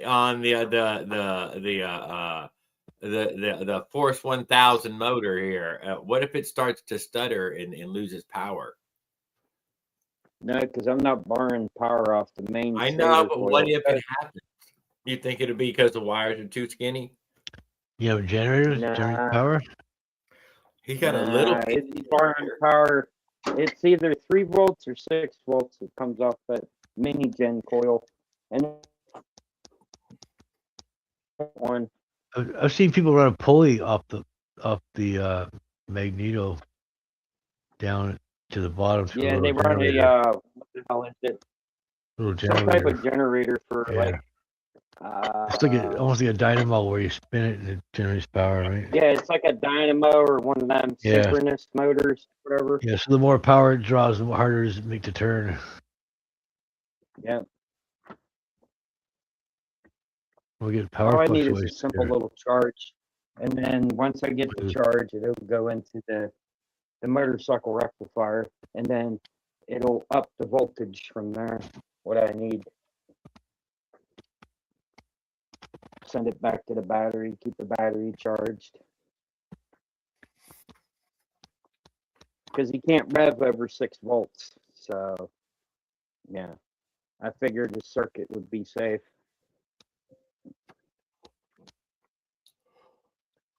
Well, That LA Hubbard, he tried to figure this shit out, but he went about it wrong. well, we haven't seen yours working it yet, other than running it off a 9-volt. But I mean, does that mean it does work already? Well, it's a 120 volt light. He's running off a 9-volt Yeah, battery. yeah. And that's a light bulb I took apart. It's basically one of these light bulbs, Jerry. Yeah, I seen the bulb. You showed it earlier. We have them. That's all the bulbs we have in the house is bulbs like that. Yeah, high efficiency bulbs. Yeah. Yeah. Hey, I got a question for y'all. Did you get a new thing on y'all's power bill? No. It says about LED conversion and price to compare. Well, yes, but you probably don't have anything other than LED bulbs anyways, now. Yeah, they're LED. charging me for the usage of the LED bulbs and that Usage stupid of price LED, but what? There's no such thing as usage of one. 20 cents per kilowatt or wherever it is. Oh, I don't know, dude. I don't know. I have no idea. You're I right. think they're scamming me is what they're doing. They gave It me sounds that energy way. efficient light bulbs and then they say, oh, you got to pay up now. Well, that ain't efficient. No, it's not. The LEDs But damn burn like electric- a quarter of what, Yeah. even less than what the either Oh, they're that going to or last the 200,000 hours. There ain't no compact- damn LED who lasted 200,000 hours. the compact fluorescent. No, the compact fluorescent are pretty last for quite a while though too. But they're Oh, you could definitely get them to run for 30 cheaper. years straight. Provided if the The capacitor I've seen them is ballast, burn good. up. of the compact fluorescent could get corroded from weather damage before any other system of it goes down. The LED though, that diode goes down, dude. I think mostly it's the chip on the back there gets corrosion, or I don't know. They vibrate and break though. I don't know if y'all Yeah, dealt with that. all the above. Yeah, Yeah. I've not been super happy with the LED, dude. I can't deny. You make it a silver solder I'm now. happy with the LED, but I'm not happy that they're charging me for it. Silver solder is stiffer, but it cracks easier. Where lead solder had more flexibility to it, more robust. Okay. They don't use lead solder anymore. They use silver solder and everything. So What it's is more silver susceptible solder? to. If you jar it, you can break the solder joints loose just by jarring it or banging it. Or lead solder won't do that as easy. Yeah. Softer, blows at a Just lower temperature. dumb. So it's the silver solder is good, better for the environment, I guess, because it's not using lead. But Why have you been around those kids around you there? And you normally see them chewing on large lead anything? yeah, and Whose the chew kid on was little eating the lead paint? rolls Which of fucking lead. one was? Probably 50-50, 50 I lead, believe- 50 tin. It's gotta get a good mixture in there. I believe Tommy Boy was one of them lead paint chips kids. Stop it.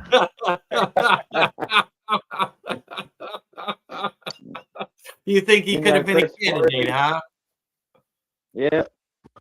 We used to run behind cars and smell the lead exhaust when we were kids. What about Smelled good. Huffing model glue, the good stuff? God dang it. I'm joking. I'm sure Well, you people screwed did up. that. And then you got the other kids eating the Elmer's glue. It's a good thing they don't have leaded gas anymore because that shit polluted the air so bad. Once they stopped using it, it made a huge difference in the environment. It was like almost like night and day. It almost disappeared completely. Stop using What what? does leaded gas? Lead in the gas like? because pollution was the atmosphere was polluted with lead, and then once they stopped using it, it slowly dissipated away, and now there's like barely any lead at all in the atmosphere. Oh, It's so crazy. that's why they It's call it crazy how unleaded clean, gas. how much. And all it did was it cushioned the valves and it upper lubricant, and it's good stuff for the engine. But it's just bad stuff.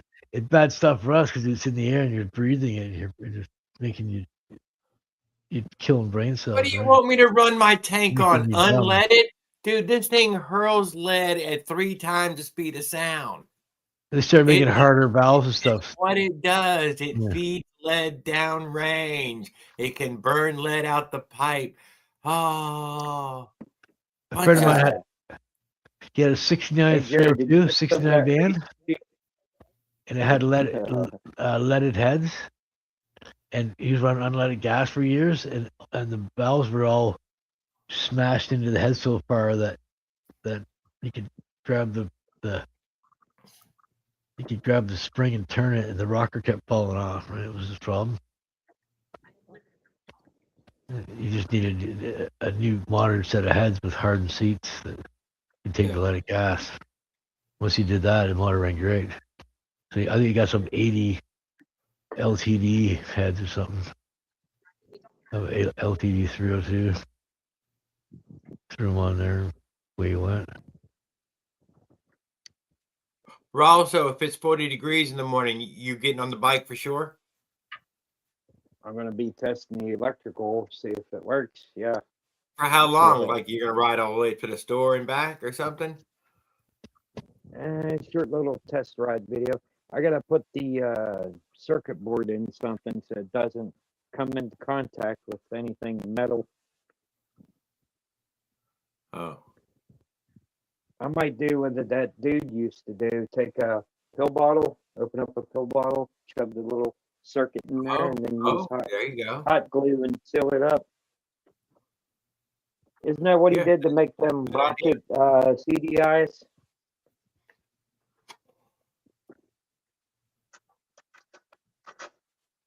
Yeah, that could be a good idea. I like that idea. It's not a bad idea.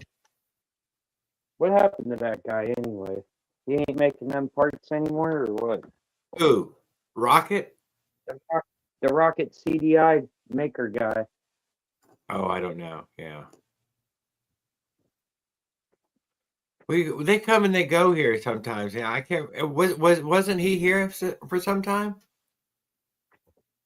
I think he was here back when shit. What was it? When the first live happened, or the Oh, episode 30, 31, or 32? He said he something was like going that. to make rockets. He said he was going to make rocket CDIs for everybody, and then the dude disappeared. Man. Well, you were gonna hold him up to it, huh? Rocket Yeah. CDI. Yeah, it's like a motorcycle CDI, but with some kind of different circuits on it to give you the full performance of your motorized bicycle engine.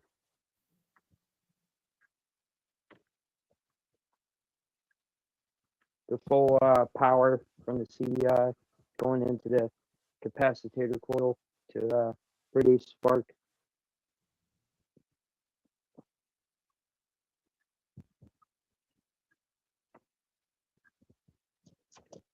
Somebody said he was copying the other dude that made them CDIs, how they call it, the Jaguar CDI.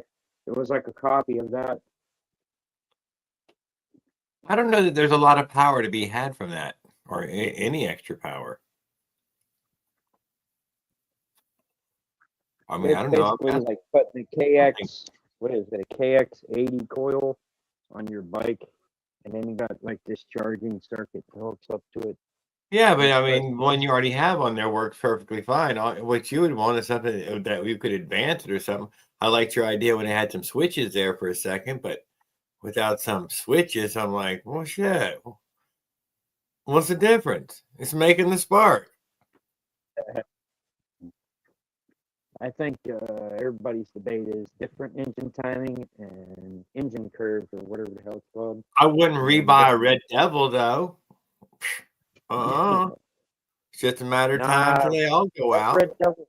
There's something wrong with that Red Devil because it seems it only lasts for like 3 months or half a month, if that.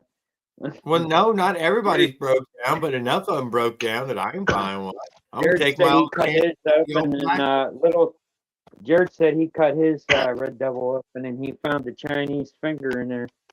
No, I did not say I found a Chinese finger. You're making that up. I knew something smelled like fried chicken. Oh, stop it.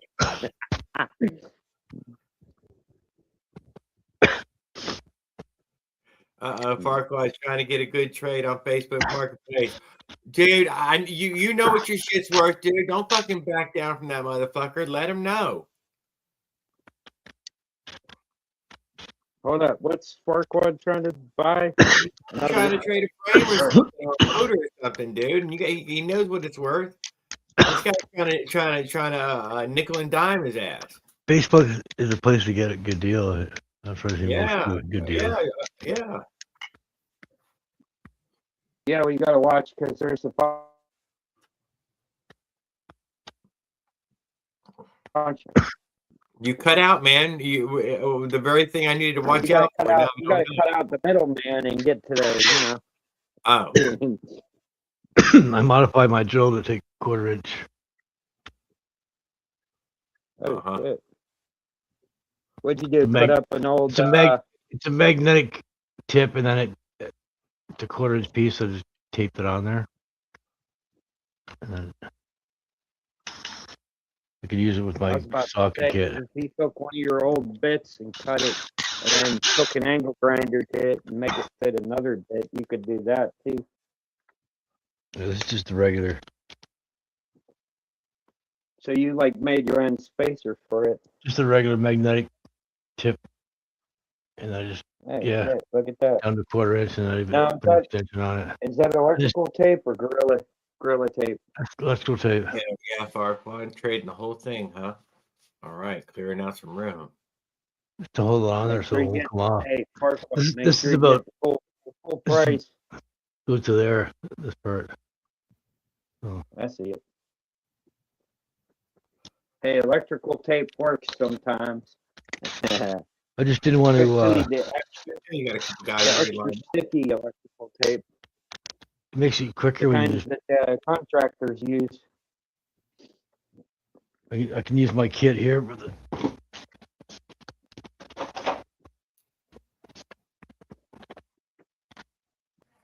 Yeah, I just have a regular bit. They sell a drill this is tip my- adapter that turns.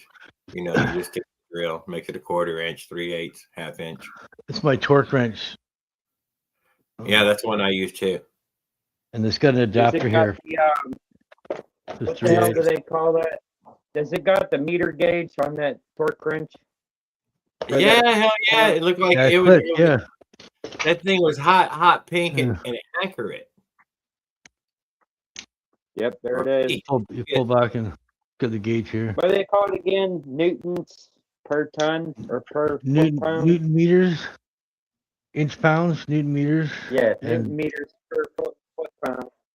Yeah, I usually use inch pounds. Just like we're all talking science and shit. He's trying to. Inch pounds is easy. It's be times 12, right? I think Or so. divided by 12. So 144 inch pounds would be 12 foot pounds. Yep. And you don't want to over torque the bolts because you could have shit snap apart too. My Minerali 1/4 inch studs, I went 13 foot pounds.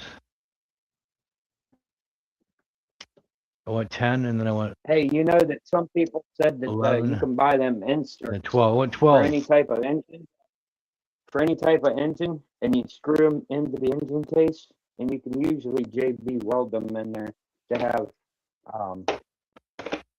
actual steel twist and bolt things to grab the bolts. I'm sure y'all know what I'm talking about. Yeah. Yeah. And then you can bang on them and get them all squared up so a cylinder and gaskets all slide up and down. It just slip on, slip off.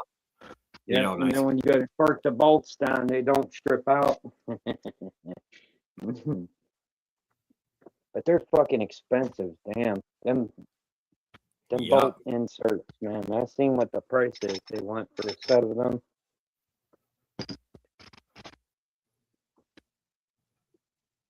Damn, rent too damn high.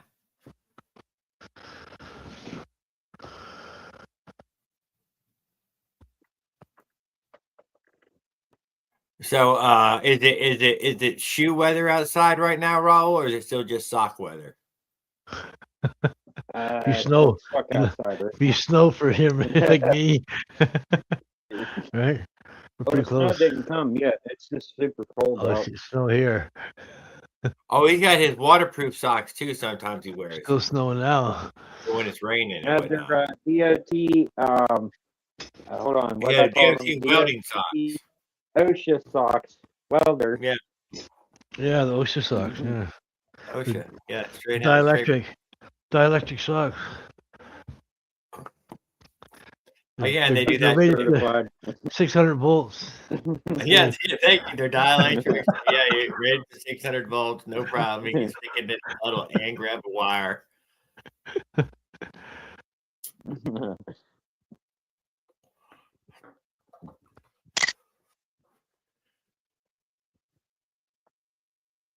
So anyway, I don't know if y'all know, but I've been watching a few YouTube videos, and Oh, you've been watching a lot of those anime movies and stuff.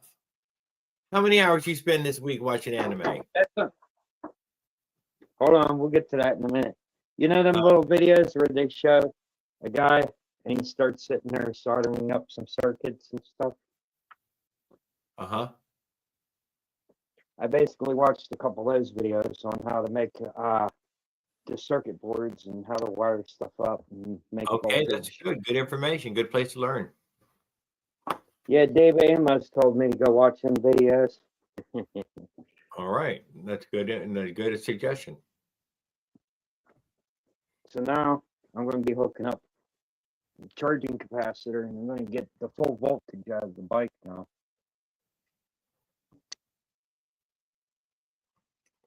I think I'll be the only one to attempt this. I haven't seen anybody else try it. Recently, you haven't seen nobody trying it recently. It has been tried many, many times. They used to give you a white wire so you could have a hobby wire. The I don't think that's true, Jared. I think they wanted us to chase the dragon, aka chase the lightning, and try to harness the power.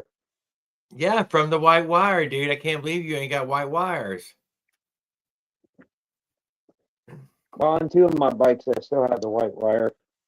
But when I bought the Avenger motors, they didn't come with the white wire. I don't think I have. I don't think I have one right now with the white wire on it.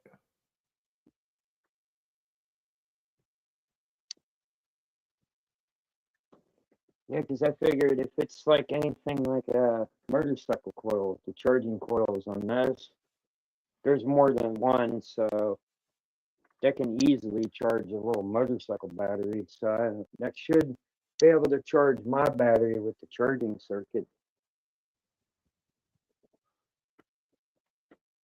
And what are you using that? One of those 12-volt batteries? 12-volt SLA. It's like a cross between a e-bike battery and a fire alarm system battery is what it is. Okay. I can see that. You've probably seen one of those in an apartment building. If you ever walk by one of them fireman boxes, it's usually got two batteries in the fireman box. They call them the backup batteries.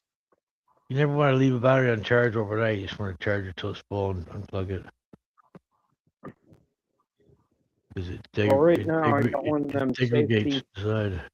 Yeah, I got one of them safety things charging the battery in the garage, and then when it's done charging, the circuit inside the power adapter shuts the charge circuit off. Yeah. It's like it's good to have it's good to have a battery management system having that's cool. Yeah, definitely it's makes not an e-bike battery charging system. I don't touch those at all. That's why our smartphones don't catch on fire. That's why you can plug them in and leave them plugged in overnight. They don't catch on fire because it knows to shut off, right? Yeah, because I seen the thing on the news. Everybody that bought one of them stupid wannabe hoverboards, it's basically a Segway without the stupid balancing stick. They leave it plugged in every night, and then it causes someone's house to burn down. And then you got some of them cheaply made e-bikes. You leave them plugged in, and then it starts a fire. I believe most of it is in the charging. That this is where most of the fires have happened. Although some of them have happened while something was just sitting there, most of them were sitting there charging, and then something happened. What is this? Vape. This is charger one. That was going to be the one that's going to make you and your brothers homeless, man. You better protect that thing every night. Put it in a steel cage. Put that thing in a steel cage. This uses 2.8 volts. Make sure you don't overcharge to make fire. Yeah, but it doesn't take much. 2.8 volts. Keep high on, dude. It's a house burner 10,000. Lake burner 9,000.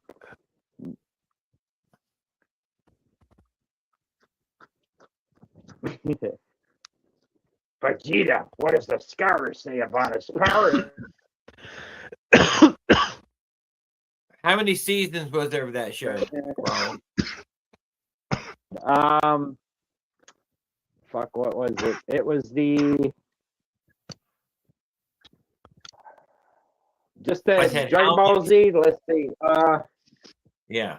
There was the Saiyan Saga, the Ginyu Force Saga, Frieza Saga, Oh,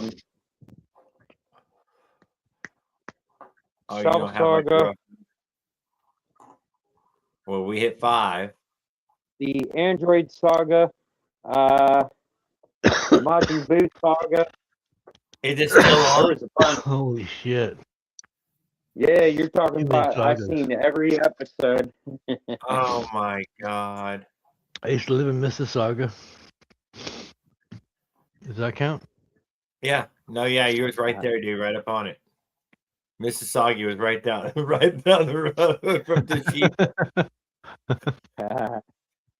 Yeah, you stop at the place that's selling the tapes or the DVDs. Of course, back then it was the VHS tapes. I Well, don't think it came out with the DVDs until later on. are they still making them today? Yeah, Okay. it's usually all DVD now.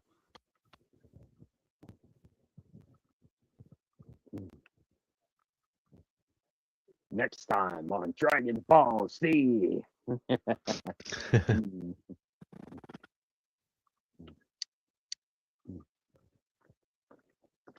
Oh god. I watched a few episodes, I can't deny.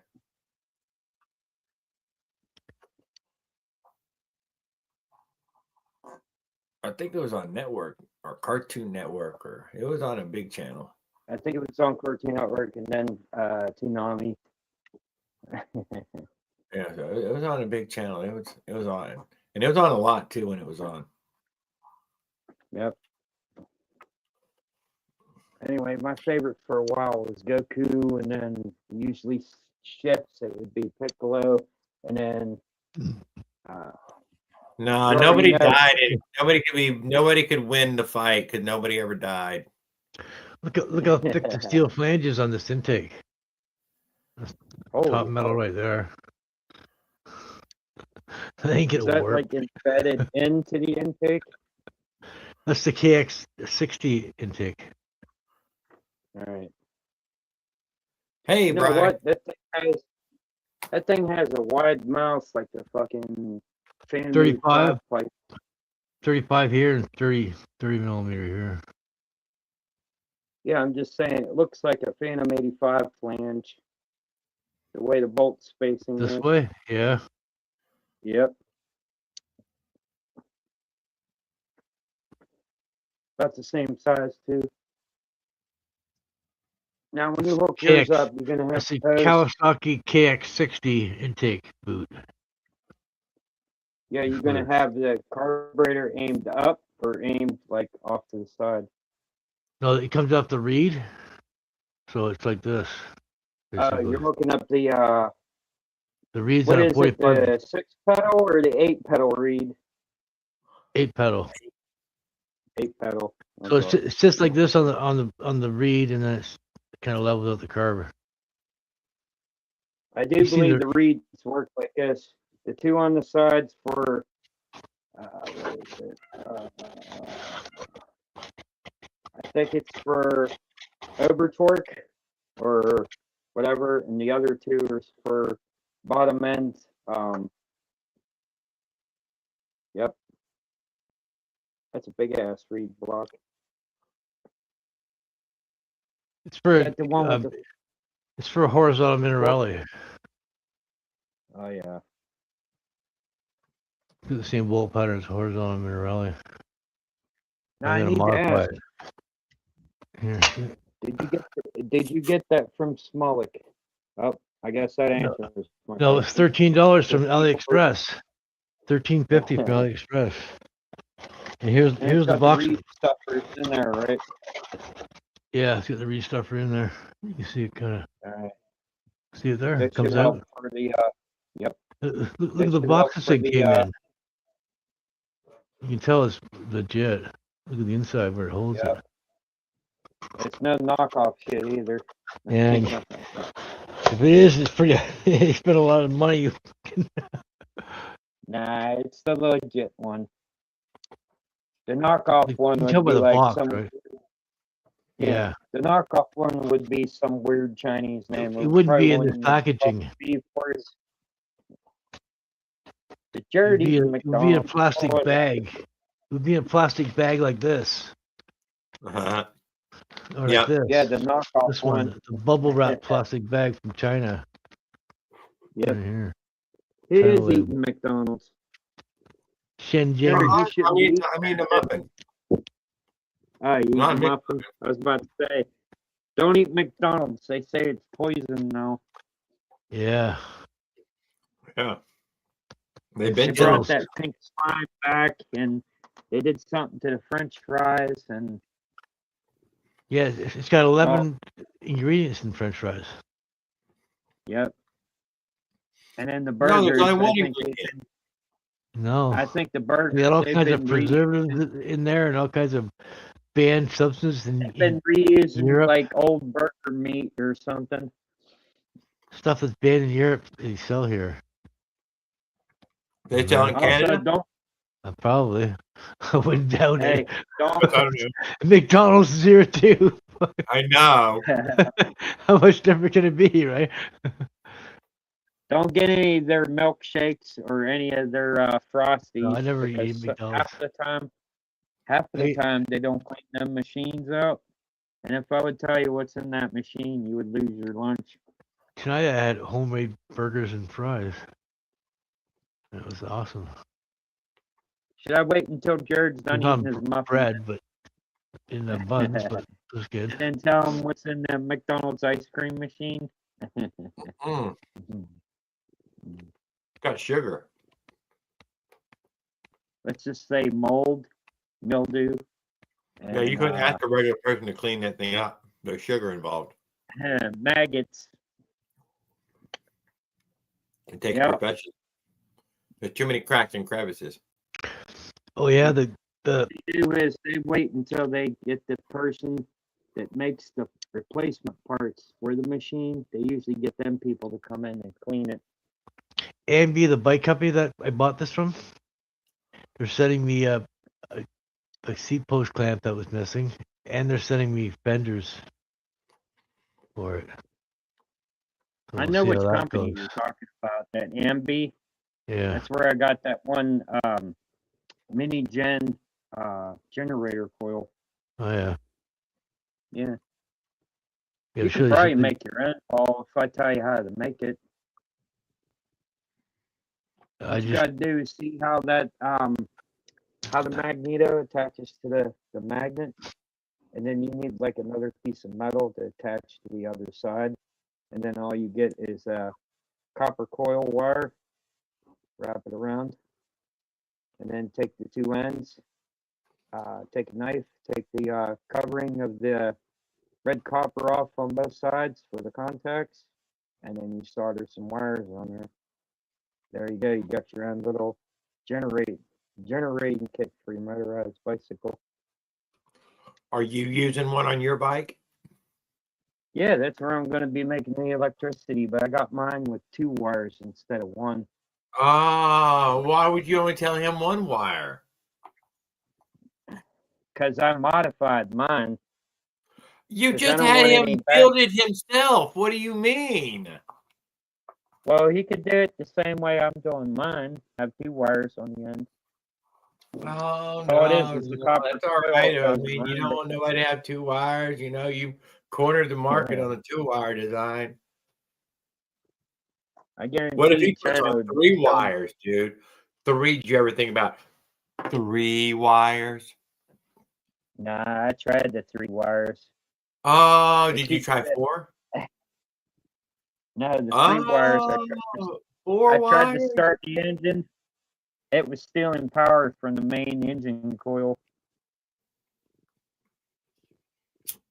So it turns out, like Jared said, China fucked with us when they wired that white wire on there. just to Oh, mess that with one us. wire. They knew what they were doing. They were like, "Oh, we torture cut Americans. that wire off. Torture them." Gone. What it's doing is it's taking your positive for your coil. It's stealing power off of that. So you got one side of the coil where the black wire is, it's making ground, and your other wire is stealing the positive. That's why the motor can't start. If I My was gonna run design where coil just sits there and it's got two wires, one going this way and then one comes down, and I don't touch the main coil on the engine. if I was gonna run a weight wire, I wouldn't run it off the weight wire. I'd run a wire right to the magneto, where it solders on with the blue wire. Well, there is a It's dude it's on just a little YouTube thin. where It's just a couple of copper strands, copper clad aluminum strands in the inside there. It's not very good. The quality of copper and shit you get with a bike. They give you the Jared can cheapest you debate can get. this. There's a guy on YouTube. I think he's either in China or Taiwan. He took two of them fat magnetos, stacked them on top of each other, and then took two extra magnets and had it come out further. And then while the engine was running, the other one was producing 12 volts. You want to have if you're running power, you want to have bigger wire than you need, so you don't have any overheating issues in your wire. You know what I mean? So you're Good evening, caveman. If you- Yeah, I'm sure if you do. try to run too much current through small wiring, you'll end up cooking the wire. It'll just evaporate in the fucking in the insulation. Well, the two There end is a wires, size of light that white wire will run. You can get a tiny little light, and it will run that little tiny light. Yeah, but it but has they to be give you- like the size of a little light bulb or something.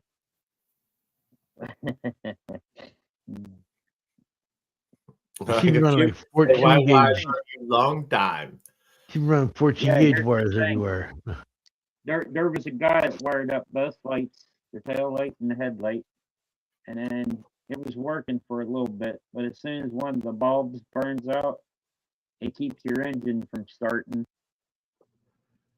Oh God, I didn't even think about that. You know it does. Yeah, Piece of crap. it's missing a part of the loop, right? It doesn't have a Yeah. path anymore. Circuit, a complete circuit. Until you get gotta the light take the working old bulb again. out, put the new Yeah. one in.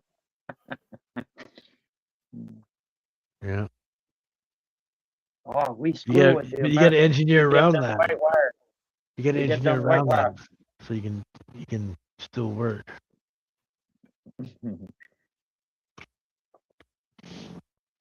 Will says, Confucius say white wire love you long time. Yes. But I mean, it's further, you said now you were down to just 3 volts. If it would just give you 2 or 3 volts. I mean, shit, that is what the white wire I thought was giving, like 2 or 3 volts. Now, I tested the main coil. It produces power, but it's like a pulsating power instead of a solid current. What about just a battery powered everything? It's so much Because I want to easier. have the charging circuit hooked up. So when the engine's running, it's sending power to that little coil. Then it goes over to that circuit board, charges that, and then it goes into the motorcycle rectifier. It ups the voltage and it rectifies it. And then that goes back to the battery. There's too much going on with all that electrical shit. It's better to have it simple, basic. Nah, it should work. Your motorized bicycle should not need a wiring It'll harness. work. You just complicate stuff for most people. You know what I mean? You gotta have something simple. Yeah, like they need to wear It'll a definitely headlamp. work for you. Definitely. Well, if I get it working and it produces more power or whatever, I might hook up a light bulb on the front of my bike to light my way. Oh, I love the sound of it. I never ride at nighttime usually. I try to. Yeah, somebody was in here earlier asking about a big I ass try not light to ever bulb ride on at the front night. of it. I try to keep that to a bare minimum. Yeah. But I don't live in town, but maybe if I live right in town, I'd go ride through the neighborhoods and the parking lots, in the nighttime hours. But I don't live there, so. I like wearing stuff like this when I'm riding my bike, so people can see you. Someone Right? told me wear bright colors when you ride. That's a construction uniform there. Yeah. It's a little worn out and old and washed so many times that stuff's But coming the off. little But reflectors are falling I apart. used to have it here. I pulled it all off. You see it's still here. Yeah.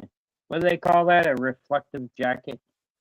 How Yeah. does a rectum fryer work, Ro? The what? Like a safety vest. A rectum fryer. I didn't know that you were building a rectum fryer. Dude, don't not electrify your seat post. I'm not doing that now. Yeah, to come through your seat, dude, and get you right in your doodads. Whenever I wear stuff like this, I never have a problem when I'm out riding. It's when I don't, when I crashed and face planted, I had a black shirt on with black pants. So they probably never Yeah, see you me. said some car or van darted out in front of you and the dude didn't Yeah, see turned left in front of me, and I swerved around him, and my back Ouch. tire buckled. You can't rectum fire, you can barely catch her. you. I was probably doing Catch you. 20. I barely Let's know put- her. I was probably doing 20 or 25, and then I slowed down to about 10 when I whipped around him, and then when I kicked back, the rear wheel locked up and it threw me forward. Let me ask you, how bad did it taco the wheel?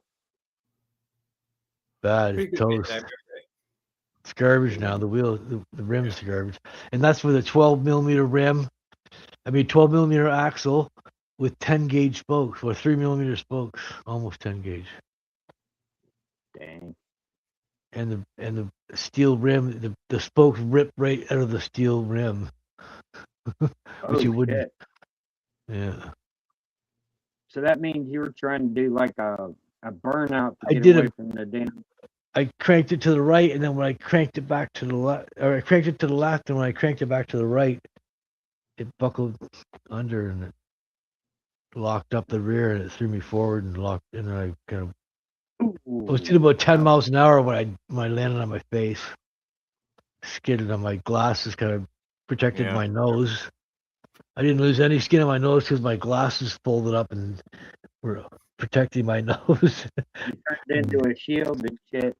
My one eye took, and yeah, my one eyebrow was protected, and my nose was protected by my glasses scraped on the road, and the other side was chewing up my eyebrow and my, you know what I mean. One side took abuse. My nose should have been raw. Should have been ripped. Right, my whole forehead should have been raw. And my nose should have been raw. But the way it hit the Yeah, ground, you the could tell. skin, skin on my face and my whole body up in the air. You could tell a guardian angel was watching over you. Yeah, Yeah. that was quite the, and that's with a helmet on there. It's not a full face helmet, but I had a helmet on. I always wear a helmet. That love me long time. Gotta wear a helmet. Fuck. I see your message, Will. I get the chat. You see that? He said it. It's hard. I got to click on this little button right here, and it takes me to the comments. Oh, what I wear in the house because I'm at a laundry. I gotta do laundry, and this is what I got left. Yeah, you see that? Is that the only damn kind of shirt you own? I've got a few work shirts, but most of my shirts. He'll be wearing that thing on Christmas Day, laundry. dude. He'll be wearing one of them safety shirts. They'll be like, "Are You can you a always get crossing another guard?" safety vest, but more like of that. I got like 5 of them. safety tape on it. Some are green and orange, and some are orange and green, like this one. Yeah, What about some of them are yellow?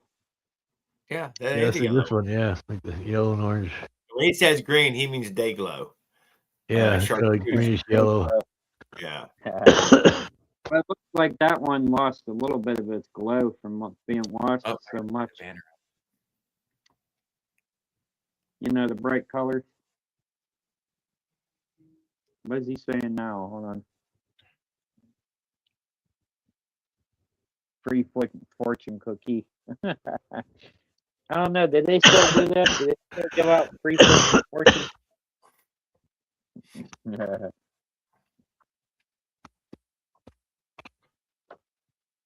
Even though I don't eat Chinese food because I don't either. Oh, you would eat some Chinese food. I used to, but There's no trust it's there. got cat and dog. It's got cat and dog in it. That's not real cat, dude. That's fake. That's not real cat. You got to eat at home and Nah. let corporate keep your money in your Trust- pocket and let corporate fucking suffer. All these fucking, You know what? I do hate eating out. I just hate giving businesses my money. If it's not a mom and pop, dude, I yeah, do not wanna exactly. Keep it local if you're gonna spend your money out. If I'm food, gonna right? spend it on food, man, I Make want it to. somewhere good, not a fast food place. Jared. Make it a mom and pop shop for sure. Did you make sure that you went Way around better. inside your house and check all your food? For what? Campbell's soup. We have some of those It's Campbell's free. cans, but we're not sure if they're the old E. coli cans or not. No, you got to check it and make sure it doesn't say bioengineered meat. And it's all 3D printed chicken. I don't know if Did you some want of to your eat that. cans say it?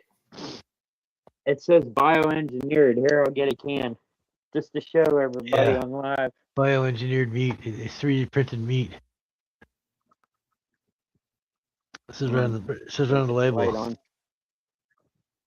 That's why the little chunks of meat in the Campbell soup there, little tiny cubes. Gotta fix these. Those are printed. Oh hell! 3D printed. Injection molded printed, I guess. I don't know. Is this the can? Is that one of the cans, dude? You should get all that money for it, dude. You'll have rings on both fingers. Every finger have a ring. That's probably one of the ones you. Small print contains bioengineered food ingredients right there. Oh my God! 3D printed meat. That's it. It's over, guys. Bioengineered. It has no nutritional value. It's just in there. It's just a chicken flavor. Gosh. It's not nutritious. Stay warm. Exactly, caveman. I like hope it you used stay to warm. be. It's all crap now. It's corporate. Our winter, no joke. It used to be good. It used to be good at one point, and then corporate got their greed in there. Yeah, they took all the real meat out and gave us fake. Shareholders had to make their profits, right?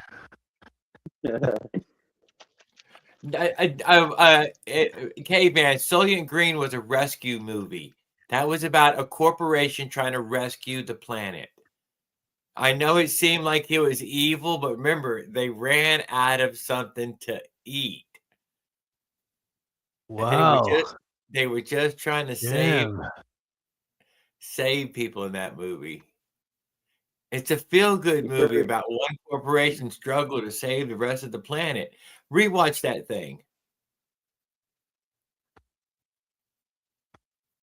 I don't know about that now. 50-mile-an-hour winds. That's crazy. Watch the movie? Bioengineered. I can't believe that. Yeah. They make it from those little aborted baby part stuff.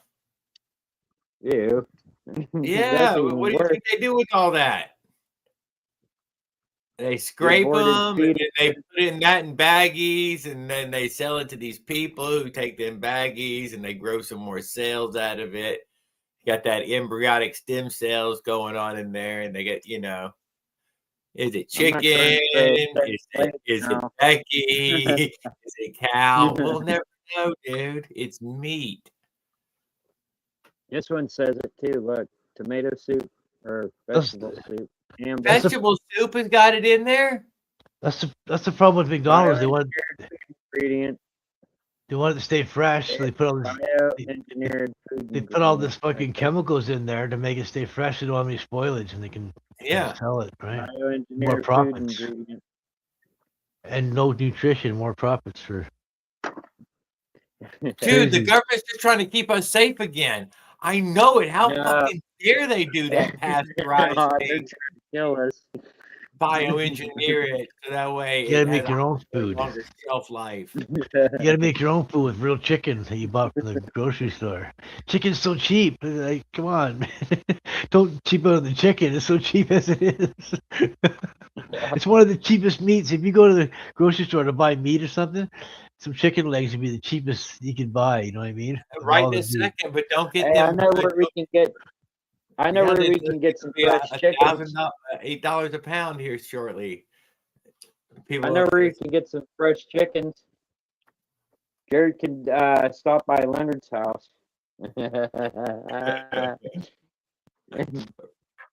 All right. Well, mentioning Leonard. Hope Leonard's doing well. Missing you guys. Thank you, Paul and Roll, for hanging out with me, and Willard and Caveman and Bry and Op1zilla and Adam. Who else? Teresa came in and hung out with us the other night. Thank you for hanging out with us. Who else was in here, Raul? The Farquad come through, and he's got big things working on Facebook Marketplace, buying, selling, and trading his frames, bikes that he's got built up. Yeah, that's about it. Can't really remember much more than that. But thank you, Paul, for hanging out. For sure, it's been fun. Yes, sir. Soylent Green really people meat? Yes, it really is. They made Dorito chips out of people. You know you love Doritos. You know you love Doritos, dude. Don't you fucking lie. You love them so much that if they made them out of people, you would still eat them. Yeah, that's how the Mazdas run. The little Dorito. Raul, well, you're not speaking, dude. I've seen you eat them Doritos already a bunch of times. So it may contain human meat. Yeah, just a little bit, just enough to keep you living. Is that what it says? No, it may one day. It might say it on the package one day. Contains bioengineered humans. Yeah, what if they're just bioengineered humans, not regular ones? Hey, less than 10% regular ones. Less than 10% regular ones. Anyway, they're starting to sell 3D printed meat at KFC now. So, oh my God, they're gonna print fried chicken. Oh, gonna be God. Gross. You want to go shopping? Well, he's probably rolling in his damn grave if he heard that shit. He's gonna buy some food for your 3D printer and print up some food. I know, it sounds good. Yeah. All right, good night, guys. Y'all, everybody have a great evening. Thanks a lot. Good night.